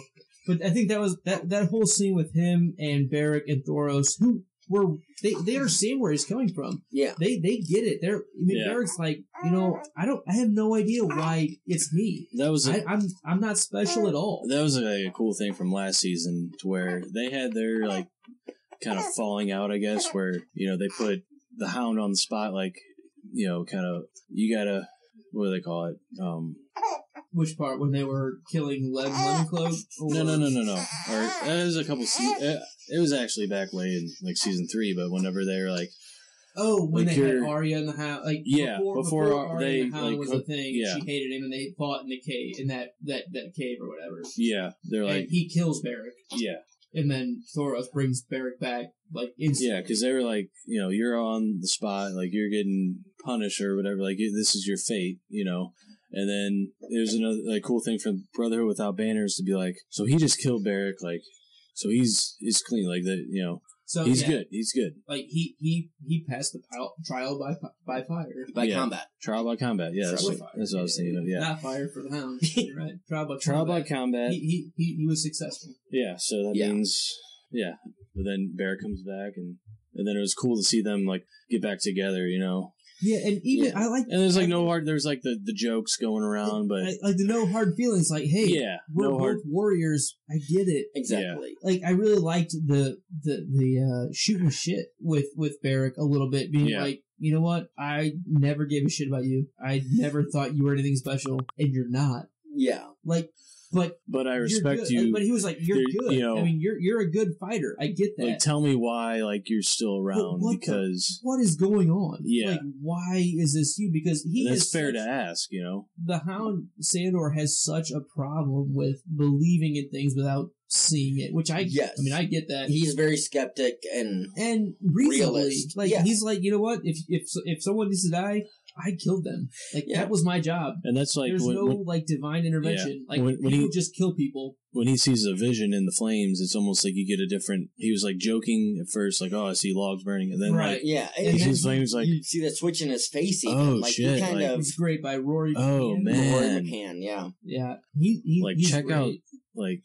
Yeah, no. This is what I see. Like this is legitimate. Yeah, I see legitimate shit happening. Like and the nonchalant surprise in his face, like just Rory McCann's acting face that he sees that, it's so believable because he was like, well, I didn't believe there'd be anything here, and then somehow there is. And I think that's very similar to like Stannis, where Stannis is very, this is just the way it is. Exactly. But then he saw things in the fire. Poe, that was me, Dire Poe. That was me knocking on the table. Let her go. She's fine. See ya. Anyways, but so I think I can draw conclusion or similarities between Stannis and the Hound. Yeah. On seeing things on the fire and having that, like, I can't dismiss this kind of thought. See, honestly, I don't think Stannis ever saw anything in the fires. I think he did. I think he always followed Melisandre. I think he didn't follow Missandei. Melisandre. He always followed the best 1-2 punch. Stannis and Missandei. That'd be a duo. And that was my thing with like season 3 Stannis. I think where he was just fucking pussy hungry, where he was like, "Oh my god, I need you," blah blah blah. Because I think that I'm just that was we go back and redo all the other episodes. I don't think Stannis honestly believed in the inward lore and all that. I don't think he believed in the religion. I think he couldn't dismiss it. And that's where he got with it. Yeah. I think the Hound is there right now. Yes. That's they don't believe in it and they don't expect it, but they can't. I think Stannis just like, I might as well have all. Agree with you on that. I might as well have as much firepower as I can. Like, if this is going to work out, like clearly a tool that I would like to have in my pocket. Was it Queen Selyse or whatever? Like she drank the Kool-Aid. Yes, she was the Kool-Aid drinker. Yeah. But Stannis was kind of like, I'm just going to play this card. Like I probably don't believe it 100%, but it's for me. So cool. Oh, one quick interview from again another podcast, Cast of Kings, awesome podcast. Yeah, high shout outs to Cast of Kings by Geekly Inc. Yes, and they did a webinar thing with Shireen and all the other people who died at the Game of Con down in Nashville a couple weeks ago. I wish I could have gone. Wish I knew about it. Con of Thrones, that's what it was. Wish I could have gone. Side note, they're in St. Louis as we speak. They have a Geekly Con going on right now. Really? Right now. Well, now I feel like if you want to go tonight to join in on the Season 7, Episode 2 showing. Watch. Yeah. We'll think about it. We'll think about it. We'll talk at the barbecue. We'll talk at the barbecue. At the barbecue. At the Shireen. But, so Shireen was like, one great thing about her scene, and just bringing it back, she basically said that David and Dan are none of the showrunners when the fire was coming up, because it was close. It was within like 3 feet of her. There was real fire. Okay. Right around her. And their screams were real because her dress did catch on fire.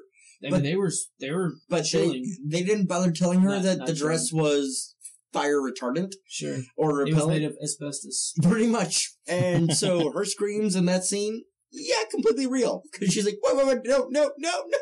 Yeah. And so it's like, again, throwing out a Lord of the Rings reference, Aragorn, when he broke his foot in the movie Viggo Mortensen, he kicked the helmet, the orc helmet, when he was trying to find the hobbits, and he kicks an orc helmet when they had a big bonfire. Again, fire reference. Fire. He broke his foot when he kicked that, and he turned the screen into an acting thing. Yeah. Like, that's awesome. That's like, sign of a great actor, and I expect to see more from Shireen. I will follow Shireen. I'm gonna follow her on Twitter after this. Yeah, fair enough. Yeah, after this. All right. And so Viggo I Mortensen, if you haven't think, already. I think it's your episode, so. So one more shout out to Audible.com. We'll use a different book reference this time, and if you would like to learn a little bit more about George R.R. Martin's world, I am going to recommend a book that I just bought as well, and have read, A World of Ice and Fire, the untold history of Westeros and the Game of Thrones. If you would like to listen to that, it gives it's read by Roy Detrice, who does all of the audiobooks as well, who's very, very good. Yes. Benji loves him. He's a good man. Second boss audiobook person there is. Behind Jim Dale. Harry Potter. Yes. Sorry for all the Harry Potter And John references. Daly, the golfer. And John Daly, he has never done an audiobook, but if he did, that would be it would probably be okay. Favorite. He would probably grip it and rip the microphone. But if you would like a free trial of Audible.com and get A World of Ice and Fire for free, just go to www.thepodcastthat.com/support us, click on our Audible affiliate link, and go ahead and sign up. You'll get a free 30-day trial to get your free book, and we appreciate it. It gives us a little kickback to keep us going, and we love you. Thank you. All right, guys. Have a great one. We're going to spoiler section now. So, our spoilers and speculation. So, if you don't want to hear our opinions or our thoughts, turn it off now. For the rest of you, we'll be back in about 30 seconds.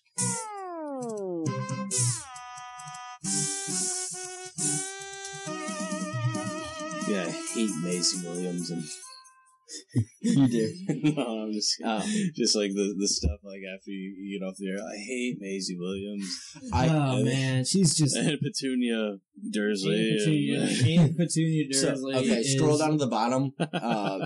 We are recording. This is all live. That's but fine. This is also for the sport. But speculations and spoilers. Let's scroll to the bottom really quick. Kind of like the very end. I'm not following all these people. The closeout. Good. Come on. Kind of like take another quick break, or I'm gonna take a piss. All right. We are going to be taking a 5-minute break again, and we will be back with our spoilers and everything. I know no one's watching on the live stream, but still, you know what? We're having fun, and Xander's being cool. So, all right. The song is "I'm Right Behind You" by the Unedited Method. All right.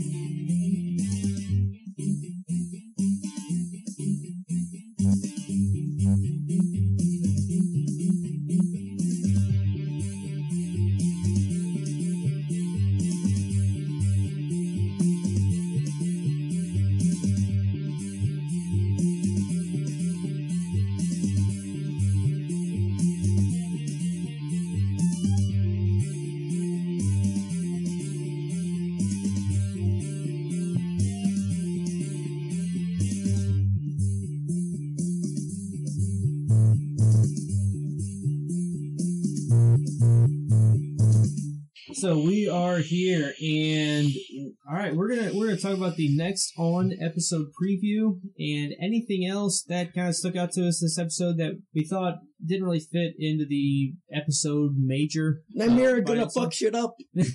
Sorry. So all right, then you take us away. You think Nymeria is there was a shot of a wolf and then a shot of Arya. It was like a 1 second.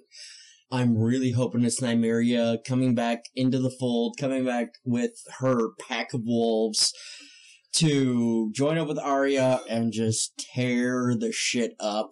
Because, yes, Arya, again, is my favorite character. I love her to death. And Nymeria is the coolest wolf. So, again, I may be wrong. It could be wrong, but... Something to piggyback off of that. Yes. Like, I'm saying maybe it's... Like, it could be Nymeria. Like, maybe it's not. But I think if it's not Nymeria, I think it's... Because they...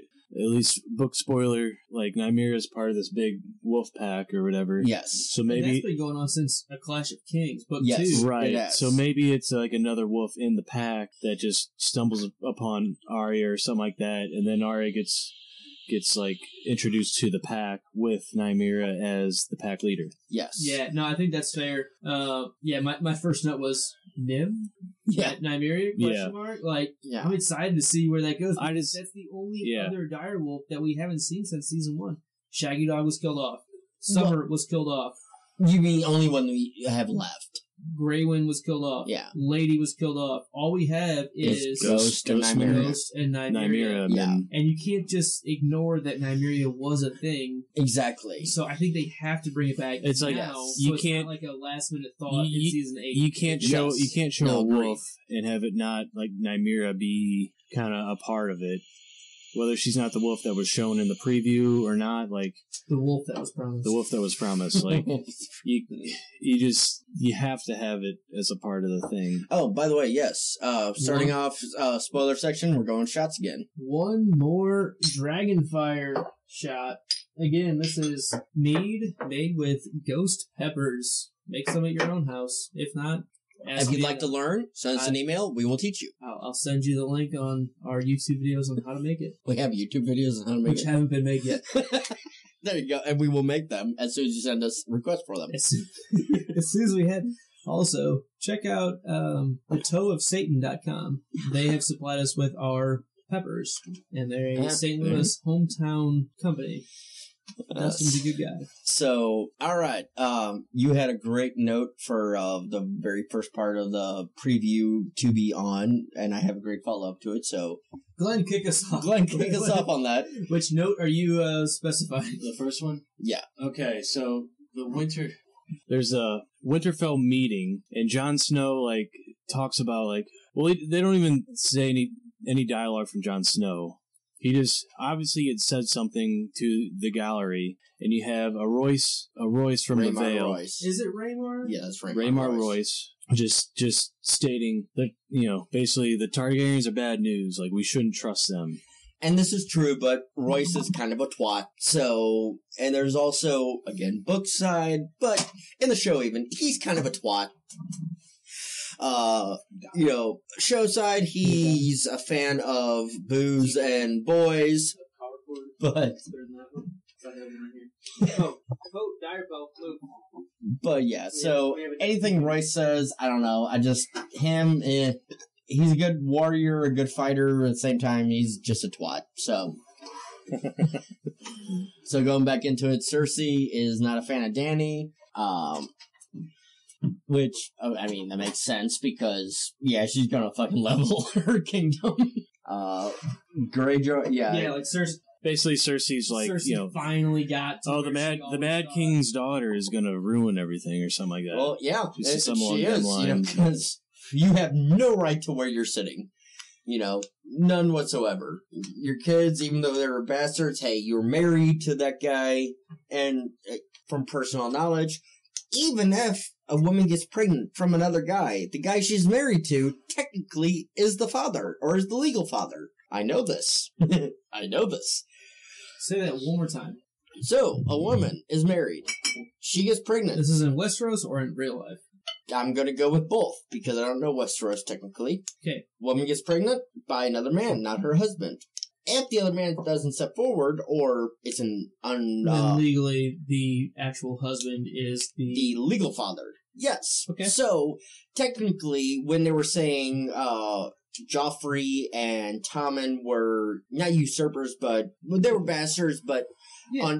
on proof of the throne, that's actually not correct, because legally, at least in normal... legally, Jaime never stepped forward. Exactly. And Robert was claiming them as So, his they sons were... without saying, basically because he never said that they weren't. Yes, exactly. So they okay. were, rightful heirs to the throne on that. So it's kind of one of That's those. weird because I've always been like Stannis was the rightful And heir, legitimately the yeah. rightful guy. Up until about You could also 3 justify months. Dany was too. Up until about 3 That's months important. ago, I was agreed. Sure. Right. So if It's you're just paying like attention, you might realize what I'm talking about. some of, So some of these characters are just like you just want to hate them because the way they portrayed in the show. oh yeah, no, Joffrey was a Then you just kind of lose fucking you lose Any track sense of compassion. yeah. legitimately, like, Tommen Stannis was rightful would king. be the I'll put it that way. rightful heir, or after all the Tommen was the rightful king, I don't know. I have a hard time buying that one. I'm not saying it's not true. I'm saying that probably shouldn't be. So, okay, well, Let's it can't... not get. Yeah, no, then this that's is fine. a whole issue. Yeah, whole other thing. So, all right. So we talked about Cersei and talking about Dany. We got the Greyjoys. We got Yara. A little bit more on Cersei. Okay. So let's keep on. All right. Let's keep on the next episode preview. I have some more spoilers, speculations, things that we'll talk about after this. So no, that's fine. I'm running there's through the preview. Don't trust Targaryen talk and the Greyjoy ships. Yeah. We see Daenerys seeing ships out of her window at Dragonstone. Do you think that's? I think that's Euron coming to attack Dragonstone. Okay. I think that's because it's and that's towards the end of the episode. I'm gonna say, I think that's more Euron coming to get the Imp's head, as we talked about earlier. Sure. The gift that he that wants would be the lordship that Cersei's been promising for years now. Exactly. He wants Tyrion's head. He's coming out there, and he also wants to kill his niece and nephew. He knows they're with him, so I'm gonna come out there and get them. And I think those are the ships that they're probably seeing, unless it's just the full armada that they already have from Theon that's just sitting out in the bay, sitting out in the harbor. Yeah. That's a possibility, but since they were moving inwards, I think it's closer to say it's Euron. I think that's fair. Because Dragonstone's not far from King's Landing. It's only within distance 100 miles, a straight line as a crow flies. Dragonstone to King's Landing is about as close as you can get. Yeah. The Battle of Blackwater was basically driving their boats across the Blackwater. Yeah. That was it. Exactly. So it's not far. They're close by. So for for that timeline, for Euron to be like, I'm going to get you a present that you want, and to turn around. The Imp's head is what you're thinking? Yeah. All right. Another scene that we get a quick glimpse of is Ilaria Sand and Yara Greyjoy making out. Yes. I mean, we haven't seen any sexy time fun stuff, so maybe that's where we're going. Yeah, both of them are cool with it. Clearly, lesbian or whatever. They're both very free with their sexuality, which which is cool. Yeah. Like, Yara is very much openly a lesbian, and Oberon. No, it's not Oberon. Ilaria. Thank you. She's very much. I can go either way. Yeah, she's just wants to have a good time. Exactly. So with that makes sense of them joining forces, especially with the whole Varys being in Dorne last year. Of course, Ilaria is going to be in with Dany and all that. So, that's going to be a good scene. And again, obligatory lesbian nakedness. Hey, you guys, we need that. Sure. We also see potentially a sand snake throwing a knife. I missed that scene. It was really quick. It looks like, I forget. We had to pause the scene. Okay. It's not Obara. Because it's not Tyene, I think. I think it's Tyene, the same one that. However, the best pussy there is. That girl. Okay, yeah. Yeah, but she had longer hair. I think is why it's so. Her and Braun had like a thing. And little thing. Yeah. And she had long hair where when we saw before she had real short hair. But it's like you could barely.